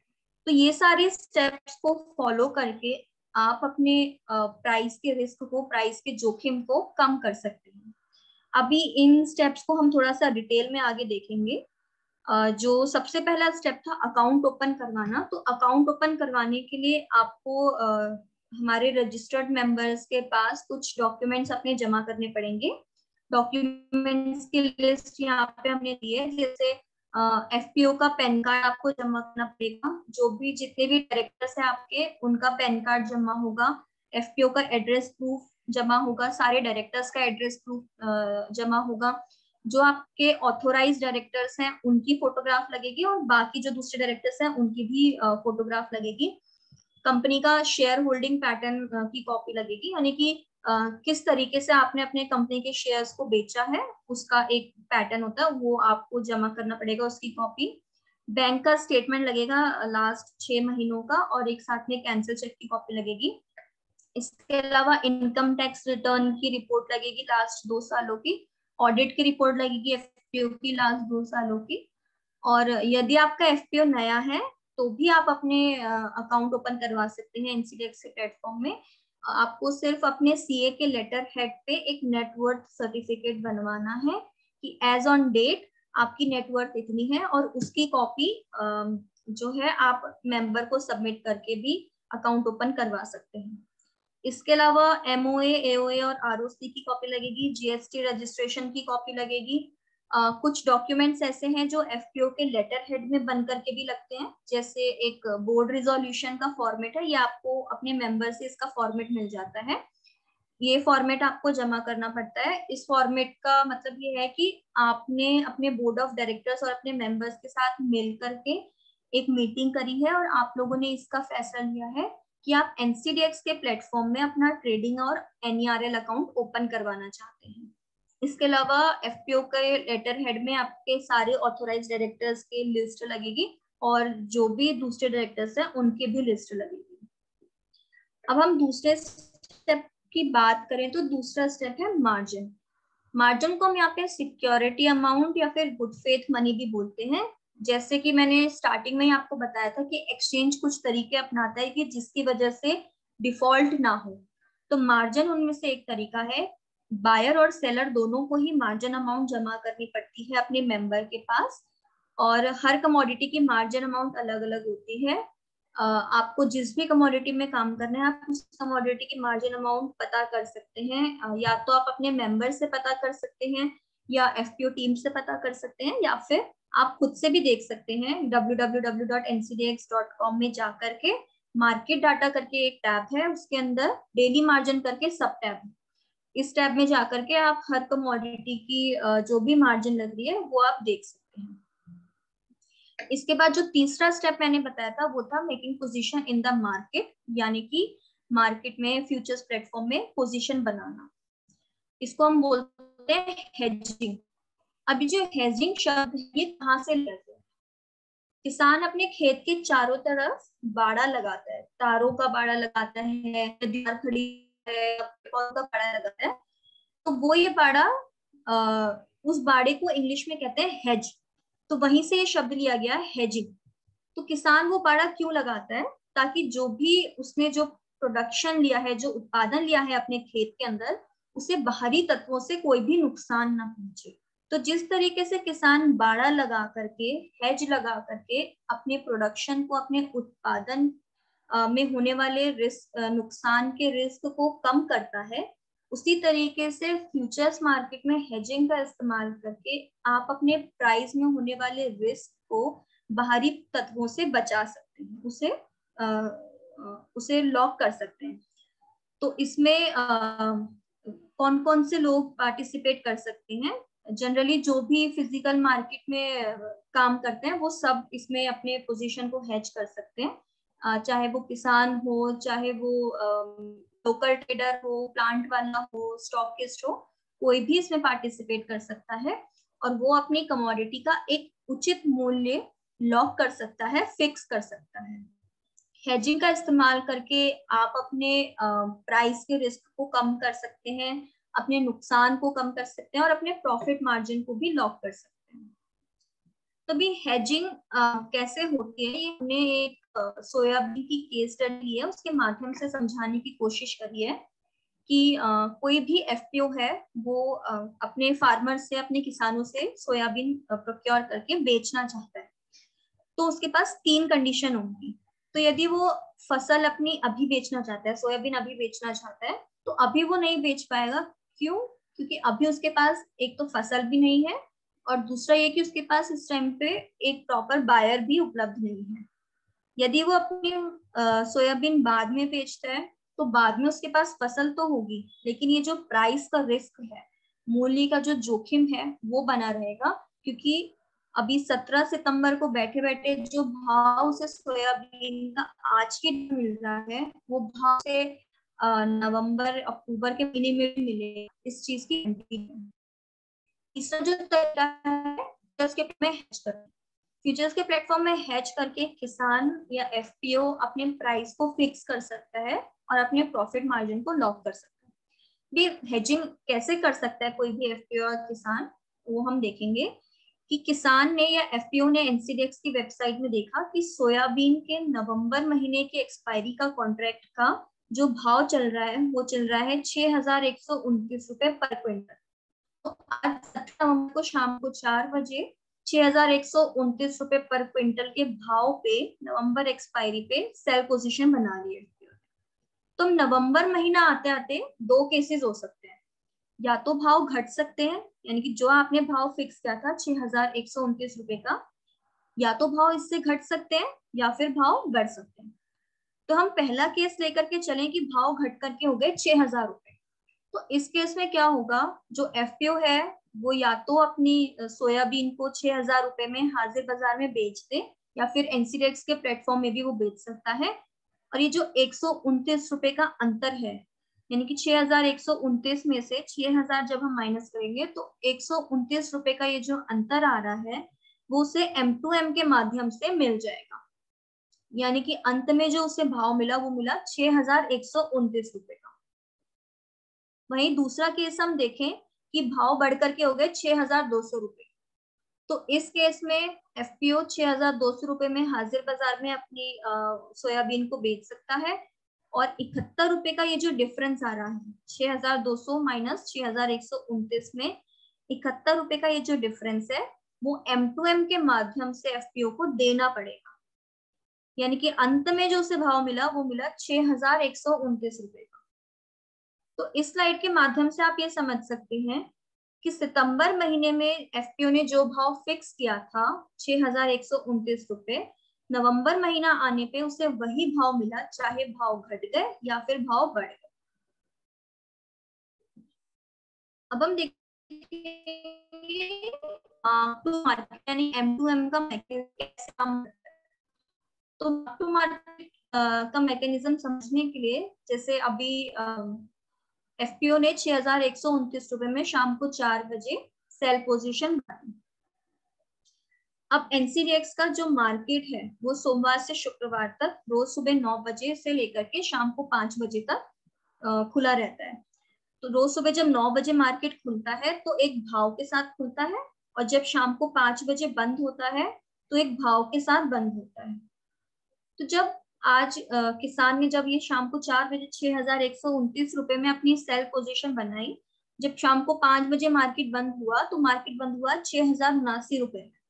तो ये दोनों के बीच का जो अंतर है 50 रुपए का, 6,129 में से 6,079 रुपए जब हम माइनस करेंगे तो ये जो 50 रुपए का अंतर है ये अगले दिन आपके अकाउंट में क्रेडिट कर दिया जाएगा। उसी तरह अगले दिन यदि हम देखें तो अगले दिन जो मार्केट क्लोज होता है, बंद होता है, वो होता है 6,159 रुपए में। तो अब ये जो 6,159 में से 6,079 रुपए माइनस करके ये जो 80 रुपए का डिफरेंस है, 80 रुपए का अंतर, उसके अगले दिन आपको 80 रुपए का अंतर देना पड़ेगा, आपके अकाउंट से डेबिट कर दिया जाएगा। उसी तरह तीसरे दिन यदि हम देखें तो भाव जो है क्लोज हुआ 6,049 रुपए में। तो अब 6,049 रुपए में 6,159 रुपए में से 6,049 रुपए जब हम माइनस करेंगे तो 110 रुपए का ये जो अंतर है ये अगले दिन आपके अकाउंट में क्रेडिट कर दिया जाएगा। इसी तरीके से डेली का डेली यानी कि रोज का रोज M2M का सेटलमेंट होता है। जिस भी भाव पे जो मार्केट है वो बंद होता है उस भाव के हिसाब से आपके प्राइस का, आपके M2M का सेटलमेंट किया जाता है। तो यदि किसी FPO ने नवंबर महीने का कॉन्ट्रैक्ट लिया है और ऐसे करते करते डेली मार्क टू मार्केट चलते चलते 10 आ गई, अब वो FPO चाहता है कि भाई मैं कॉन्ट्रैक्ट से बाहर होना चाहता हूँ, कॉन्ट्रैक्ट का सेटलमेंट करना चाहता हूँ। तो उसने देखा 11 नवंबर को शाम को 3 बजे की 6,069 रुपए का भाव चल रहा है। तो उसने 6,069 रुपए में अपनी बाय पोजीशन बनाई अपने कॉन्ट्रैक्ट को सेटल करने के लिए। और क्योंकि 6,049 रुपए तक का सेटलमेंट उसका हो चुका था तो 6,069 में से 6,049 माइनस करके जो 20 रुपए का डिफरेंस है ये उसको चुकाना होगा और उसके बाद वो कॉन्ट्रैक्ट से बाहर हो सकता है। जो भी स्टार्टिंग में उसने मार्जिन जमा करी थी वो उसको मिल जाएगी वापस, और ये जो M2M का जो भी सेटलमेंट होकर के जो भी नेट अमाउंट उसकी बनती है वो भी उसे क्रेडिट कर दिया जाएगा। तो इस तरीके से मार्क टू मार्केट का सेटलमेंट होता है। डेली बेसिस पे ये सेटलमेंट किया जाता है। अभी तक जो हमने बात करी वो हमने बात करी फ्यूचर्स कॉन्ट्रैक्ट के बारे में, वायदा अनुबंध के बारे में, कि वायदा अनुबंध में कैसे काम होता है, क्या क्या स्टेप्स आपको लेने हैं। अब हम बात करेंगे ऑप्शंस एंड गुड्स कॉन्ट्रैक्ट के बारे में, यानी कि ऑप्शंस अनुबंध के बारे में। तो परिभाषा की यदि हम बात करें तो ऑप्शंस एंड गुड्स के जो खरीदार होते हैं ये कॉन्ट्रैक्ट अपने खरीदार को एक अधिकार देता है कि किसी भी निर्धारित मूल्य पे वो अपनी फसल को खरीद या बेच सकता है एक प्रीमियम राशि चुका करके। यानी कि आप एक प्रीमियम राशि चुका करके इस अधिकार को खरीद रहे हैं कि आप अपनी फसल को, अपनी कमोडिटी को एक भाव पे फ्यूचर में आने वाली डेट पे बेच सकते हैं।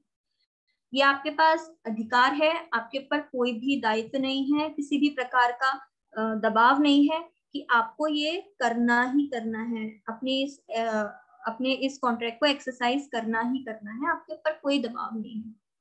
2 तरीके के ऑप्शंस कॉन्ट्रैक्ट होते हैं। एक होता है कॉल ऑप्शन जिसको लेकर के आपको खरीदने का अधिकार मिलता है, और दूसरा होता है पुट ऑप्शन जिससे आपको बेचने का अधिकार मिलता है। ऑप्शंस कॉन्ट्रैक्ट को हम इंश्योरेंस कॉन्ट्रैक्ट के तरीके से भी समझ सकते हैं। जैसे कि आप हेल्थ इंश्योरेंस का उदाहरण यदि आप लेते हैं तो कोई भी व्यक्ति यदि हेल्थ इंश्योरेंस लेता है तो मान लीजिए उसने 5 लाख रुपए का हेल्थ इंश्योरेंस लिया 1 साल के लिए, तो एक प्रीमियम राशि वो चुकाता है इंश्योरेंस कंपनी को, यानी कि अपनी वो हेल्थ को इंश्योर कर रहा है, अपनी हेल्थ को सिक्योर कर रहा है एक छोटी सी प्रीमियम राशि देकर के।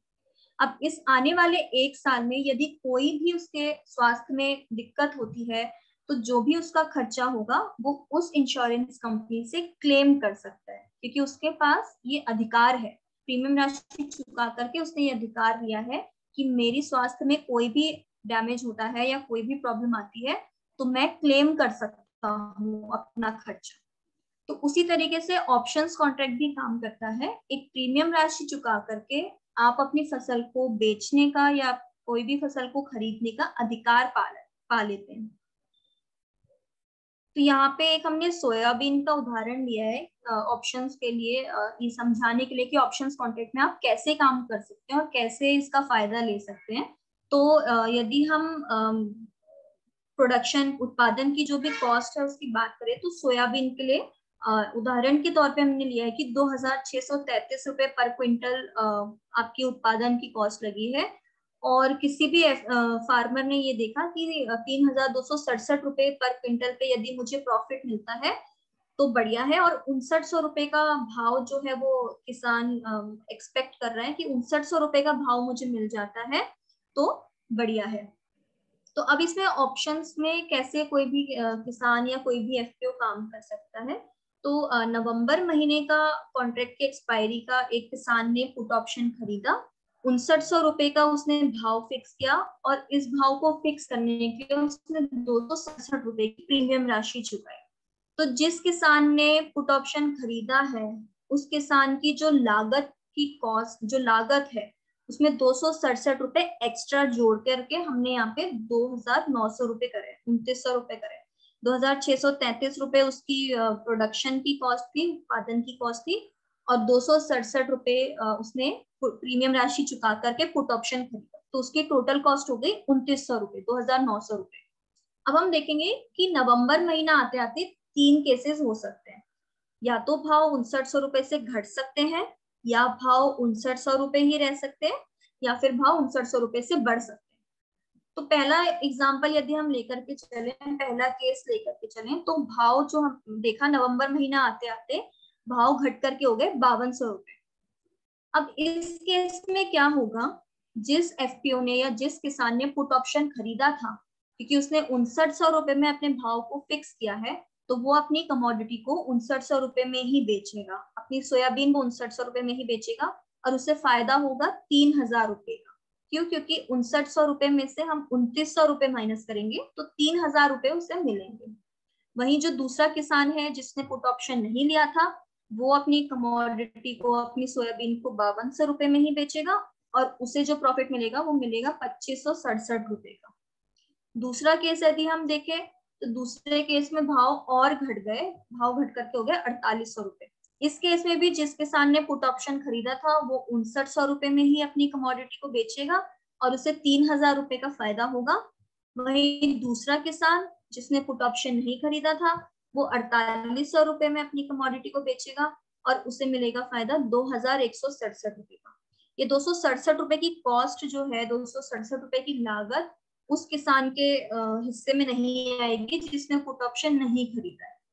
ऐसी जब हम तीसरा केस देखेंगे कि भाव जो है 6,900 रुपए ही रहे, तो उस केस में जिसने पुट ऑप्शन खरीदा था वो 6,900 रुपए में ही अपनी कमोडिटी को बेचेगा, और 3,000 रुपए का उससे फायदा होगा। जिसने पुट ऑप्शन नहीं खरीदा था उसे 3,267 रुपए का फायदा होगा। ये 267 रुपए एक्स्ट्रा इसलिए क्योंकि 267 रुपए का प्रीमियम राशि उसे नहीं लगी है। चौथा केस यदि हम देखें कि अब जो है नवंबर महीना आते आते भाव बढ़कर के हो गए 6,700 रुपए, 6,700 रुपए। तो इस केस में वो किसान पूरी तरीके से, पुट ऑप्शन जिसने खरीदा था वो किसान पूरी तरीके से फ्री है अपनी कमोडिटी को, अपनी सोयाबीन को बढ़े हुए दाम में बेचने के। यानी कि 6,700 रुपए में आप अपनी कमोडिटी को बेचिए, और आपको जो प्रॉफिट होगा वो होगा 3,800 रुपए का। यानी कि आप पूरी तरीके से फ्री हैं, आपके ऊपर कोई भी दायित्व नहीं है कि आपको अपने इस कॉन्ट्रैक्ट को एक्सरसाइज करना ही करना है। तो यदि आप देख सकते हैं कि इन दो केस में जब भाव जो है 6,900 रुपए ही रहे या फिर बढ़ करके 6,700 रुपए हो गए, इन दो केस में सिर्फ उस किसान को फायदा हो रहा है जिस किसान ने पुट ऑप्शन नहीं लिया था। लेकिन क्या सितंबर महीने में ही आपको ये पता था कि नवंबर महीने में भाव क्या हो जाएंगे? बिल्कुल नहीं पता था। ये किसी को भी नहीं पता है कि नवंबर महीना आते आते जब किसान की फसल जो है मार्केट में आने लगी उस टाइम पे क्या भाव मिलेंगे। इसलिए पुट ऑप्शन का इस्तेमाल करके आप अपनी फसल के भाव को फिक्स कर सकते हैं, लॉक कर सकते हैं, और ऑप्शंस कॉन्ट्रैक्ट के माध्यम से आप एक अधिकार पा सकते हैं। यानी कि जब भाव बढ़ते भी हैं, यदि जो भाव आपने फिक्स किया था उस भाव से यदि भाव बढ़ भी जाते हैं तो भी आप पूरी तरीके से फ्री हैं और अपनी कमोडिटी को बढ़े हुए दाम में बेच सकते हैं। अभी हमने बात करी फ्यूचर्स कॉन्ट्रैक्ट और ऑप्शंस कॉन्ट्रैक्ट के बारे में कि दोनों में कैसे कैसे काम होता है। अब मैं एक थोड़ा सा इनके बारे में, इनके बीच में जो अंतर है वो बताना चाहती हूँ कि फ्यूचर्स कॉन्ट्रैक्ट में एक निर्धारित मूल्य पे आप अपनी कमोडिटी को खरीद सकते हैं या बेच सकते हैं किसी भी एक फ्यूचर डेट में। इस कॉन्ट्रैक्ट को, फ्यूचर्स कॉन्ट्रैक्ट को आपको पूरा करना ही पड़ेगा। आपके ऊपर एक दबाव है, आपके ऊपर उत्तरदायित्व है, आपको उसको पूरा करना ही पड़ेगा। वहीं ऑप्शंस कॉन्ट्रैक्ट की यदि हम बात करें, ऑप्शंस कॉन्ट्रैक्ट एक अधिकार है जिसमें कि आप अपनी कमोडिटी को खरीद या बेच सकते हैं एक निर्धारित मूल्य पे, एक निर्धारित वक्त पे, किसी फ्यूचर डेट पे। ये आपके ऊपर, ये आपके लिए पूरा, ये आपके लिए अधिकार है। आपके ऊपर कोई भी दायित्व नहीं है, कोई भी दबाव नहीं है। यदि भाव बढ़ जाते हैं तो आप बढ़े हुए भाव पे अपनी कमोडिटी को बाहर भी बेच सकते हैं। फ्यूचर्स कॉन्ट्रैक्ट में जैसे कि मैंने आपको बताया था, एक मार्जिन अमाउंट, एक सिक्योरिटी अमाउंट आपको जमा करना पड़ता है, उसके बाद ही आप फ्यूचर्स कॉन्ट्रैक्ट में भाग ले सकते हैं। वहीं ऑप्शंस कॉन्ट्रैक्ट में काम करने के लिए आपको एक प्रीमियम राशि चुकानी पड़ती है। फ्यूचर्स कॉन्ट्रैक्ट में मार्क टू मार्केट का जो मैकेनिज्म है वो चलता है, वो लगता है, लेकिन ऑप्शंस कॉन्ट्रैक्ट में मार्क टू मार्केट नहीं लगता। तो ये तो सब अभी जो हमने बताया वो था कि फ्यूचर्स कॉन्ट्रैक्ट क्या है, ऑप्शंस कॉन्ट्रैक्ट क्या है, इनके बीच में क्या अंतर है। अब हम देखेंगे कि इनके निपटारे के क्या तरीके हैं, इनके सेटलमेंट की क्या प्रोसेस है। तो फ्यूचर्स कॉन्ट्रैक्ट के लिए जैसे मैंने आपको पहला भी बताया था, दो तरीके का इस्तेमाल करके आप कॉन्ट्रैक्ट को सेटल कर सकते हैं। पहला तरीका है मतलब जो भी आपने पोजीशन स्टार्टिंग में, शुरुआत में बनाई थी, उसके विपरीत पोजीशन लेकर के आप अपने कॉन्ट्रैक्ट का सेटलमेंट कर सकते हैं। यानी कि यदि आपने स्टार्टिंग में सेल पोजीशन बनाई थी तो आप बाय पोजीशन बना करके अपने कॉन्ट्रैक्ट को सेटल कर सकते हैं, या फिर आपने यदि बाय पोजीशन बनाई थी तो आप सेल पोजीशन बना करके अपने कॉन्ट्रैक्ट को सेटल कर सकते हैं। जो दूसरा तरीका है फ्यूचर्स कॉन्ट्रैक्ट को सेटल करने का, वो है डिलीवरी। यानी कि जो भी आपने पोजीशन बनाई थी उसके अगेंस्ट में आप डिलीवरी दे दीजिए। यदि आपने सेल पोजीशन बनाई थी तो आप एनसीडीएक्स के अप्रूव वेयर हाउस में अपनी कमोडिटी की डिलीवरी दे करके अपने कॉन्ट्रैक्ट को सेटल कर सकते हैं। जो दूसरा तरीका का कॉन्ट्रैक्ट है ऑप्शंस कॉन्ट्रैक्ट, उसको सेटल करने के 3 तरीके हैं। पहला है स्क्वायरिंग ऑफ। स्क्वायरिंग ऑफ मतलब कि आपने पुट ऑप्शन खरीदा और फिर जब आपको सेटल करना है तो आपने अपने उसी पुट ऑप्शन को बेच दिया। दूसरा तरीका है जैसे आपने जब पुट ऑप्शन खरीदा तो आपने अपनी फसल को बेचने का अधिकार पाया, यानी कि आपने सेल पोजीशन बनाई, तो आप फ्यूचर्स कॉन्ट्रैक्ट में बाय पोजीशन बना करके भी अपने कॉन्ट्रैक्ट को सेटल कर सकते हैं। और तीसरा तरीका है डिलीवरी देना, यानी कि जो भी आपने पोजीशन बनाई थी, सेल पोजीशन बनाई थी, तो आप अपनी कमोडिटी की डिलीवरी एनसीडीएक्स के वेयर हाउस में दे करके अपने कॉन्ट्रैक्ट को सेटल कर सकते हैं। तो इस स्लाइड के माध्यम से आप ये समझ सकते हैं कि फ्यूचर्स कॉन्ट्रैक्ट और ऑप्शंस कॉन्ट्रैक्ट दोनों को ही सेटल करने के अलग अलग तरीके हैं। जरूरी नहीं कि आप एनसीडीएक्स के प्लेटफॉर्म पे डिलीवरी ही दें, आप अपने कॉन्ट्रैक्ट को दूसरे तरीके से भी सेटल कर सकते हैं। जैसे मैंने आपको बताया, आप स्क्वायर ऑफ कर सकते हैं फ्यूचर्स कॉन्ट्रैक्ट में, और आप ऑप्शंस कॉन्ट्रैक्ट में स्क्वायर ऑफ या फिर नेट ऑफ कर सकते हैं अपनी पोजीशन को, और आप कॉन्ट्रैक्ट से बाहर हो सकते हैं। यदि किसी भी वजह से आप डिलीवरी नहीं दे सकते, आपके वेयर हाउस के नजदीक, आपके एफपीओ के नजदीक में कोई भी एनसीडीएक्स का वेयर हाउस नहीं है, तो आप डिलीवरी नहीं देना चाहते, या क्वालिटी आपकी उस अकॉर्डिंग नहीं बनी जिस अकॉर्डिंग एनसीडीएक्स में रिक्वायरमेंट होती है, तो भी आप अपने प्राइस को पकड़ सकते हैं, अपने प्राइस को लॉक कर सकते हैं, और वक्त आने पे आप अपने कॉन्ट्रैक्ट को स्क्वायर ऑफ करके या नेट ऑफ करके सेटल कर सकते हैं। तो जैसे कि मैंने आपको बताया कि अलग अलग तरीके हैं कॉन्ट्रैक्ट को सेटल करने के, जिसमें से एक तरीका है डिलीवरी देने का। तो यदि कोई भी एफपीओ एनसीडीएक्स के प्लेटफॉर्म पे डिलीवरी देना चाहता है एनसीडीएक्स के वेयर हाउस में, तो उसका क्या प्रोसेस है, क्या प्रक्रिया है, अभी हम उसके बारे में बात करें। तो एक फार्मर ग्रुप है, यानी कि किसानों का ग्रुप है, एफपीओ है, उसने अपने किसानों से, एफपीओ ने अपने किसानों से सोयाबीन या कोई भी कमोडिटी इकट्ठा करी। कमोडिटी इकट्ठा करते वक्त एफपीओ को क्वालिटी पे ध्यान देने की जरूरत है, क्योंकि एनसीडीएक्स के प्लेटफॉर्म में हर कमोडिटी की क्वालिटी पहले से ही निर्धारित है, और उसी क्वालिटी की कमोडिटी को जब आप जमा करेंगे तभी आपको एक निर्धारित जो मूल्य आपने तय किया था वो ही मिलेगा, अदरवाइज आपकी कमोडिटी जो है रिजेक्ट हो जाएगी। इसके बाद जब आप एग्रीगेट कर लेंगे एक बारी रिक्वायर्ड क्वालिटी का माल, तो उसके बाद आप अपने नजदीकी वेयर हाउस देखेंगे कि आपके एफपीओ के नजदीक एनसीडीएक्स का कौन सा वेयर हाउस है, फिर आप उसमें स्पेस बुकिंग करेंगे। जैसे कि जब आप कभी ट्रेन में ट्रैवल करते हैं तो आप रिजर्वेशन करवाते हैं अपनी सीट के लिए, उसी तरीके से आपको एनसीडीएक्स के वेयर हाउस में एक स्पेस बुक करनी पड़ेगी। स्पेस बुक करने के लिए एक KYD होता है, नो योर डिपॉजिटर, एक फॉर्म होता है 1 पेज का, वो आपको भर करके अपने वेयर हाउस सर्विस प्रोवाइडर को देना पड़ता है। उसके बाद आपकी स्पेस बुक हो जाती है।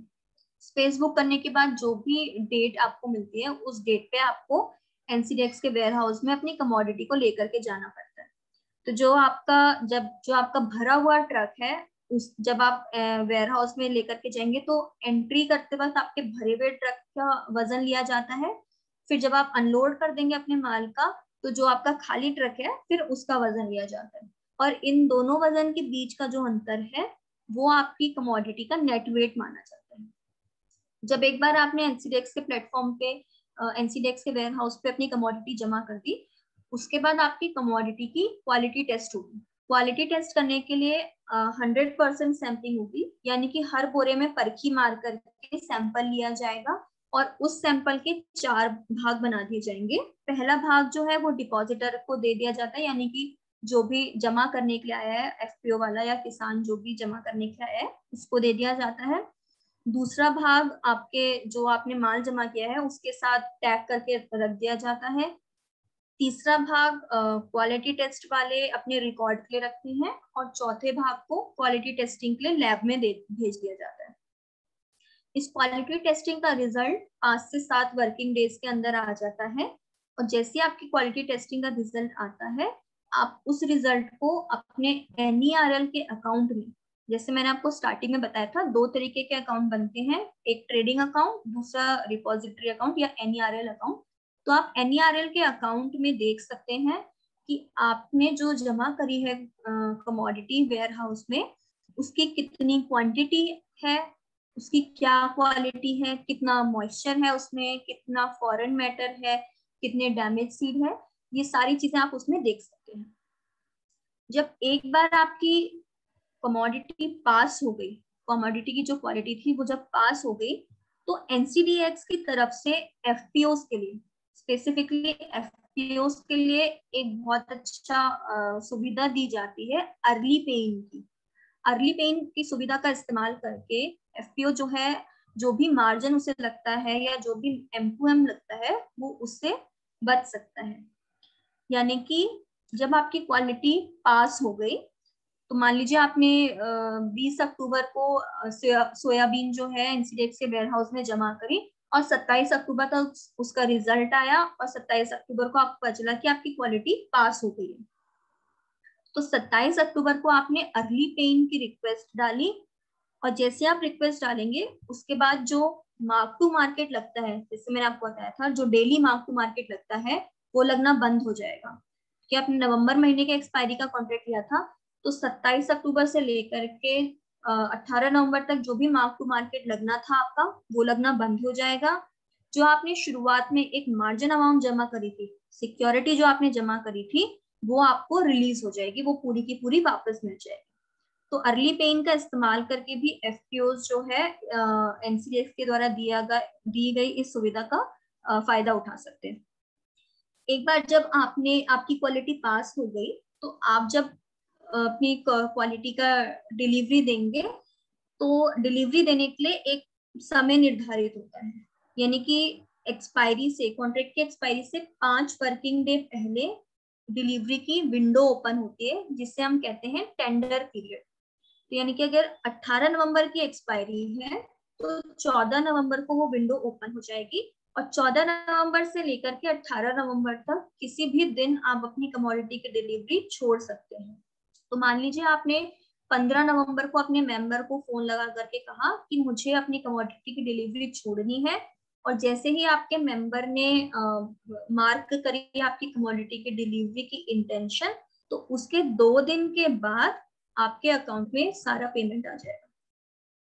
यानी कि 2 दिन के बाद ही आपको सारा पेमेंट मिल जाता है।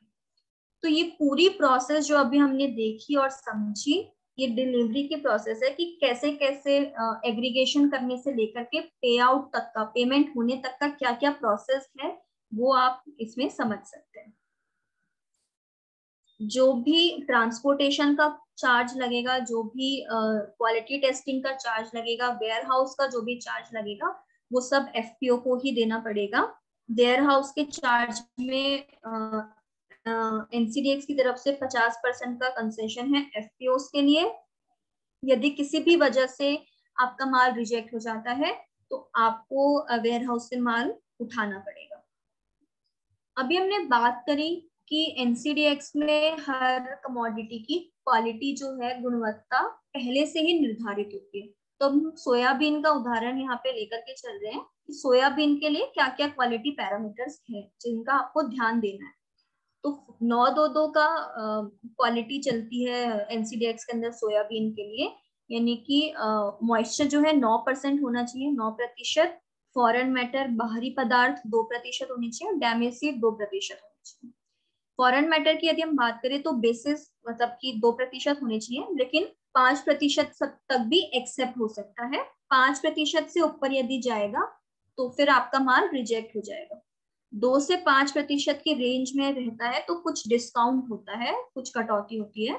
2 से 4% के बीच में यदि आपका फॉरेन मैटर है तो 1:1 के रेशियो में कटौती होगी, यानी कि 1% यदि फॉरेन मैटर बढ़ा तो 1% कटौती आपके प्राइस में होगी, आपके मूल्य में होगी।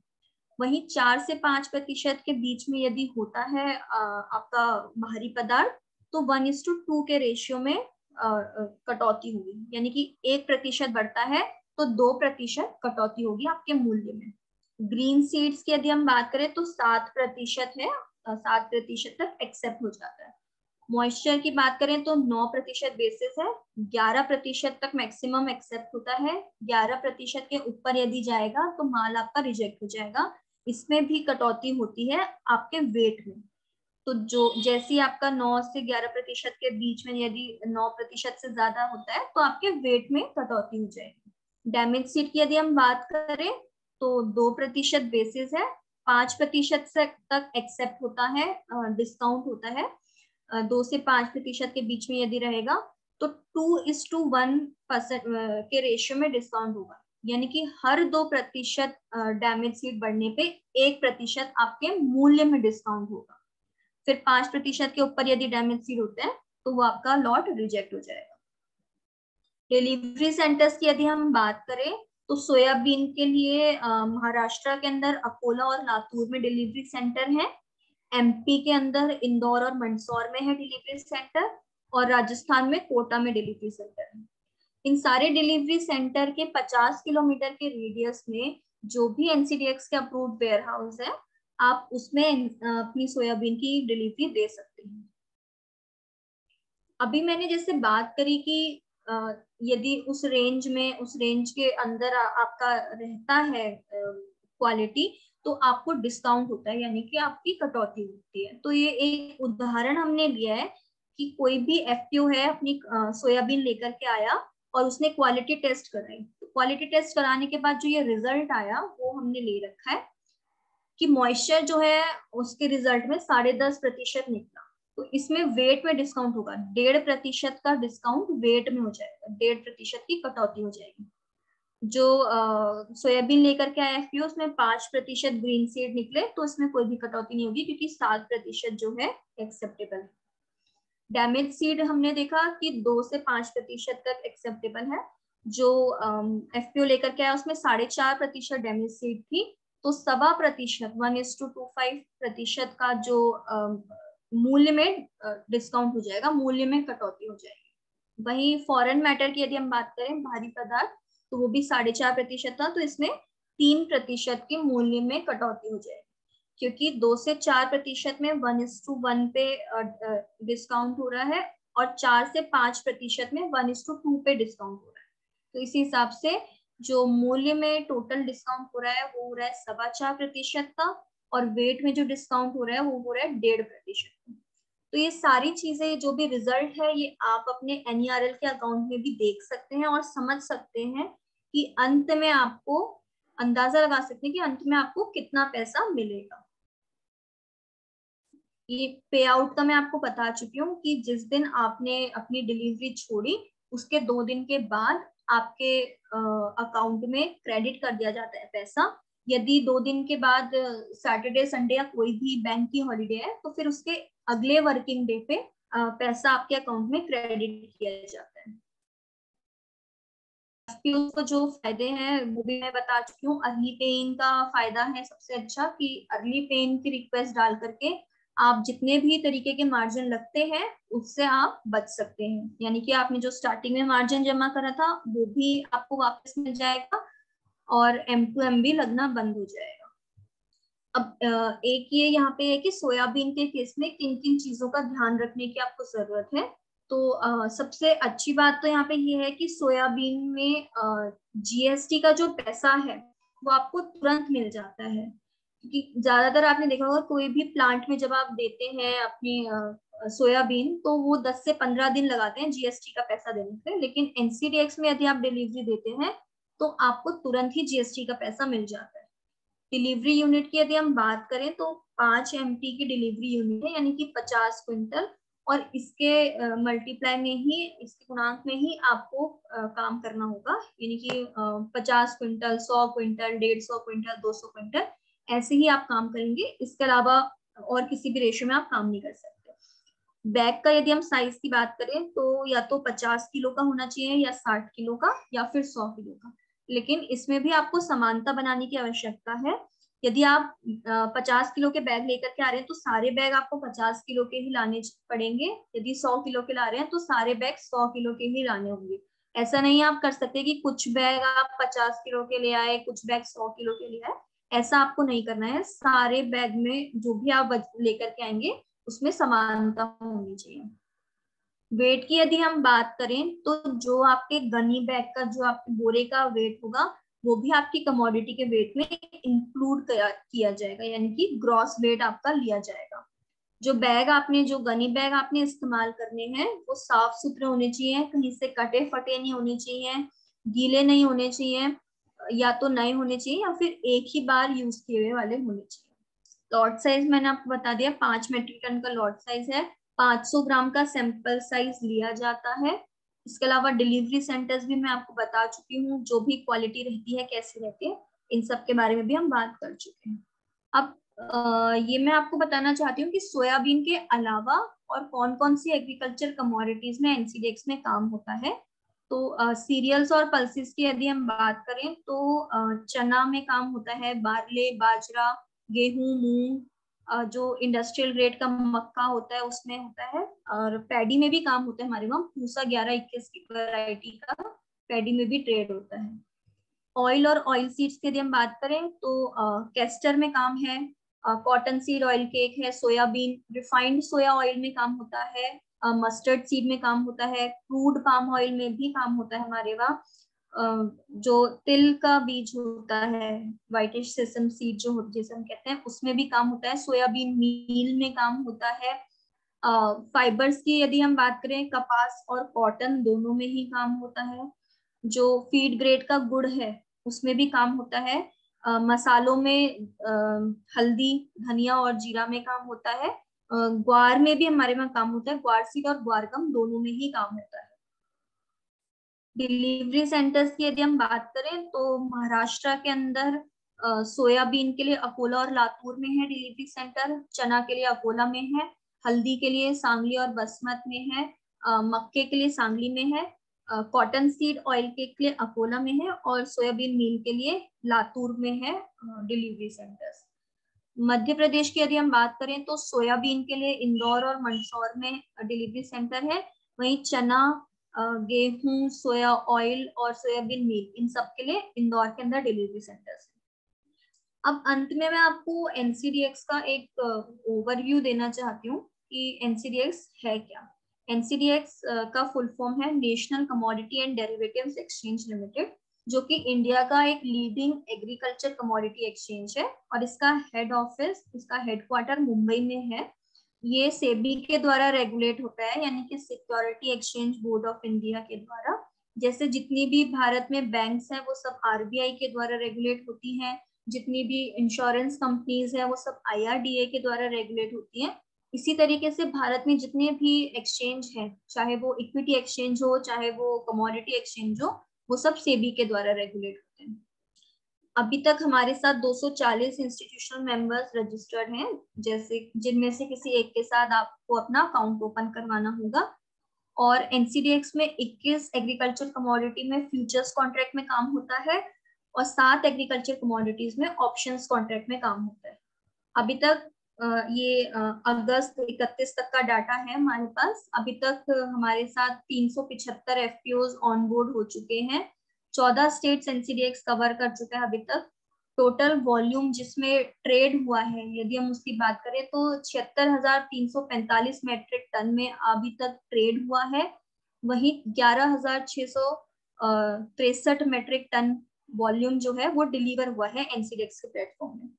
एक मैंने बताया था कि एसएमएस सर्विस है, जो कि एफपीओ जो भी फार्मर्स हैं उनके फोन पे डायरेक्ट प्राइजेस आ जाते हैं, मूल्य आ जाते हैं। तो उसमें अभी तक हमारे साथ 64,855 फार्मर्स जो है रजिस्टर हो चुके हैं। ये कुछ इंपॉर्टेंट लिंक्स हैं, आप इनके जरिए देख सकते हैं कि एफपीओ की रिपोर्ट्स के बारे में देख सकते हैं, प्रोडक्ट की क्वालिटी देख सकते हैं, फ्यूचर्स के प्राइजेस क्या हैं, हाजिर बाजार के प्राइजेस क्या हैं, वो आप देख सकते हैं।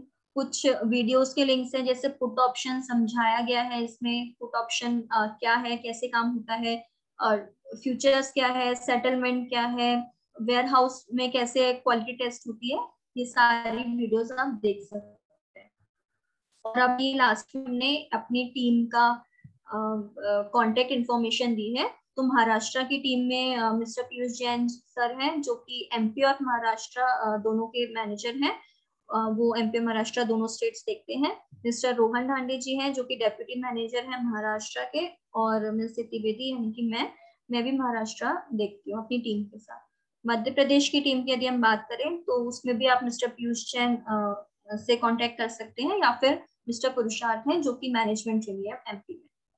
तो हमारी तरफ से अभी फिलहाल इतना ही है। तो अब आपके कोई भी क्वेश्चंस हैं, कोई भी सवाल है, तो वो हम ले सकते हैं।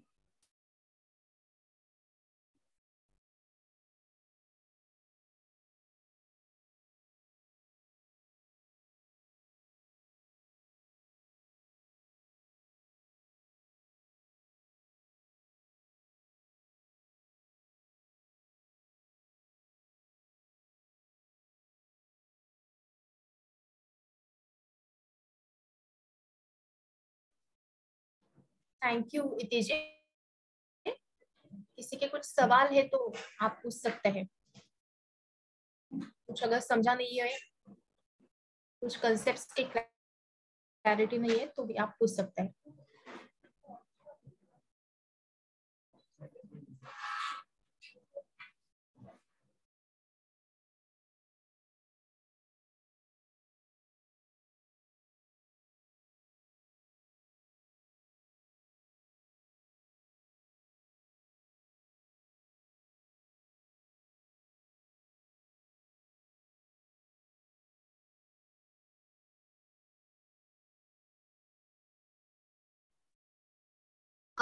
चैट बॉक्स में एक क्वेश्चन आया है प्रथमेश पाटिल जी का, कि स्टार्टिंग में कितना डिपॉजिट जमा करना है, कितना फिक्स डिपॉजिट जमा कर सकते हैं स्टार्टिंग में। तो प्रथमेश जी, जैसे मैंने बताया कि आपको एक मार्जिन अमाउंट जमा करनी है, एक सिक्योरिटी जिसे हम बोलते हैं, और हर कमोडिटी के लिए वो मार्जिन अमाउंट अलग अलग होती है। यानी कि आप यदि आप सोयाबीन में काम करना चाहते हैं तो सोयाबीन के लिए वो अमाउंट अलग होगी, चना में काम करना चाहते हैं चना के लिए अलग होगी। तो इसी तरीके से वो मार्जिन अमाउंट जो है हर कमोडिटी के लिए अलग अलग होती है। तो जैसे कि मैंने आपको बताया कि किस कमोडिटी में क्या मार्जिन अमाउंट लग रही है, इसका पता आप अपने मेंबर्स के जरिए भी कर सकते हैं, अपने मेंबर को फोन लगा करके, या फिर आप हमसे भी पता कर सकते हैं, या आप खुद से भी देख सकते हैं। www.ncdx.com में जाकर के एक मार्केट डाटा करके टैब है, उसमें डेली मार्जिन करके सब टैब है। इसमें इस लिंक में जाकर के भी आप देख सकते हैं कि जिस भी कमोडिटी में आप काम करना चाहते हैं उसकी क्या मार्जिन लग रही है, कितना आपको जमा करना है स्टार्टिंग में।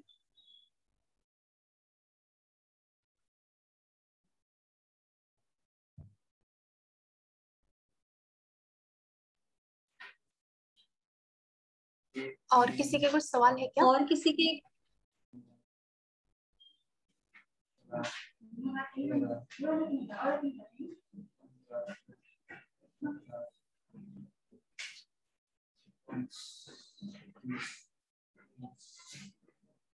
यही मौका है आपको सवाल पूछने का, क्योंकि बाद में ये अवसर नहीं आएगा।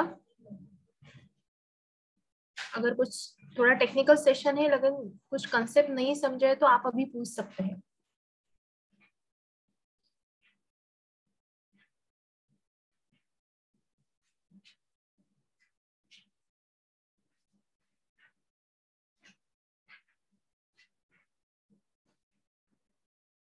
अगर कुछ किसी को नेटवर्क का इश्यू है तो चैट बॉक्स में भी आप के क्वेश्चंस डाल सकते हैं।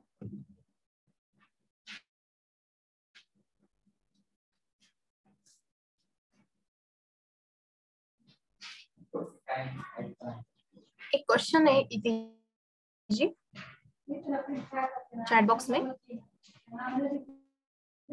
हेलो। हाँ, यस। हेलो। जी जी जी। Yes. Please share the details of chances when we need to book loss. मतलब लॉस कब, लॉसेस के चांसेस कब रहते हैं, ये पूछना चाहते हैं। एनी गेसेस और हाउ यू कैलकुलेट?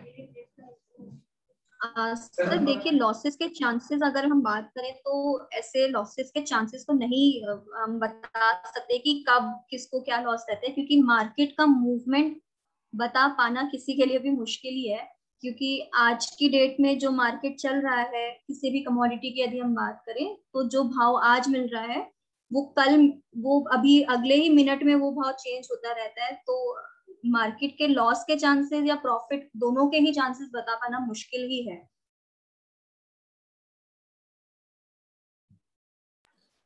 ओके, शायद पीयूष सर जुड़े हैं हमारे साथ। सर आई रिक्वेस्ट, अगर आप अनम्यूट नहीं हो पा रहे क्या? हाँ, आई थिंक सर अनम्यूट नहीं हो पा रहा है। He is trying but unmute. हाँ, थैंक यू सो मच। तो लॉस के चांस, वेलकम सर। बाद में अनम्यूट हो गए कर रहे हैं तो भाव घटे या बढ़े आपको लॉस तो होना ही नहीं है, क्योंकि आप फिजिकल के अगेंस्ट में आप अपना काम कर रहे हैं, तो आपके लॉस के चांसेस इसमें नील होते हैं। और यदि हम ऑप्शंस की बात करें तो ऑप्शंस में आपको लॉस तो बिल्कुल ही नहीं है, आपको फायदा ही फायदा है यदि भाव ऊपर भी बढ़ जाते हैं तो यहाँ पर लॉस के चांसेस नहीं है आपको।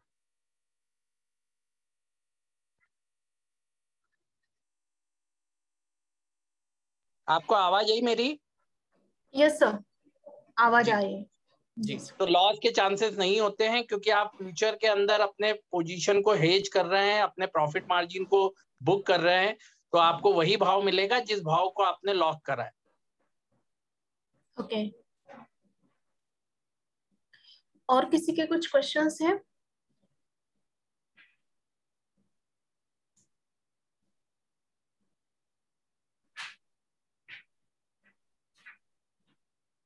देखिए, इन्होंने एक और क्वेश्चन आगे लिखा है कि like when farmers or traders में गो विथ लॉस, यदि आप अपने जो आपने सौदा करा है उस सौदे को फुलफिल नहीं कर पाते हैं, जैसे आपने सोयाबीन का 10 टन का सौदा बुक करा है, या आप सोयाबीन उगा ही नहीं रहे हैं और आप सोयाबीन में ट्रेड कर रहे हैं, तो वहां पर आपके प्रॉफिट और लॉस के चांसेस बनेंगे।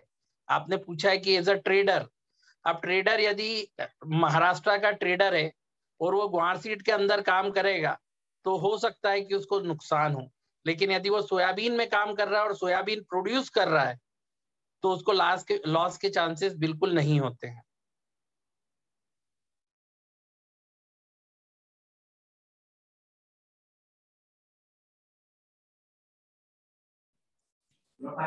Okay,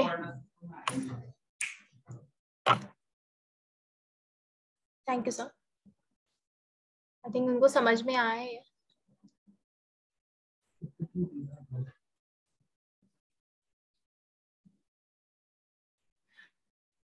sir at the end आप कुछ ऐड करना चाहेंगे सेशन में? आई थिंक सवाल हो चुके हैं, मैक्सिमम पॉइंट्स कवर उनको समझ में आया है। अगर कुछ नहीं है तो वो बाद में भी हमसे पूछ सकते हैं।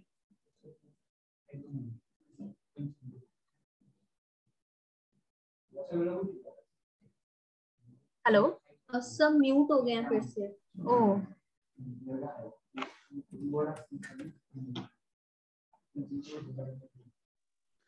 तो इतनी ने आप लोगों को ऑलमोस्ट सारी चीजें कवर कर दी है, जो भी आपको चीजों को ध्यान में रखना है, चाहे क्वालिटी को लेकर हो, चाहे आपको वेयर हाउसिंग के टाइम पर आपको क्या क्या चीजों का ध्यान रखना है।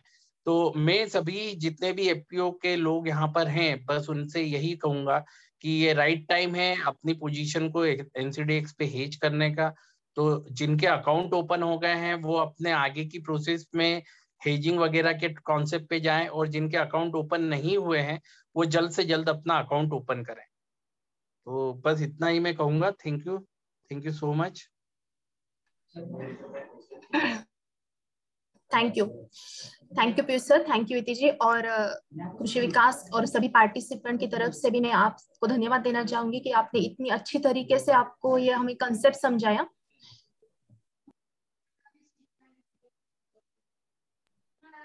और मैं सभी से रिक्वेस्ट करूंगी कि जो चैट बॉक्स में सुमित सर ने लिंक डाली है हमारे ऐप की, वो आप सभी लोग डाउनलोड करें, और हमारे जो कुछ भी सेशंस है, ट्रेनिंग्स है, और ऑल अबाउट एफपीओ के माध्यम से एफपीओस के लिए जो भी कुछ अपडेट्स रहेंगे वो अभी से ऐप पर ही अपडेट होंगे। So I request all of you to please download this app from your Play Store. Thank you. इसी के साथ मैं डिक्लेयर करती हूँ कि सेशन समाप्त हुआ है। Thank you all.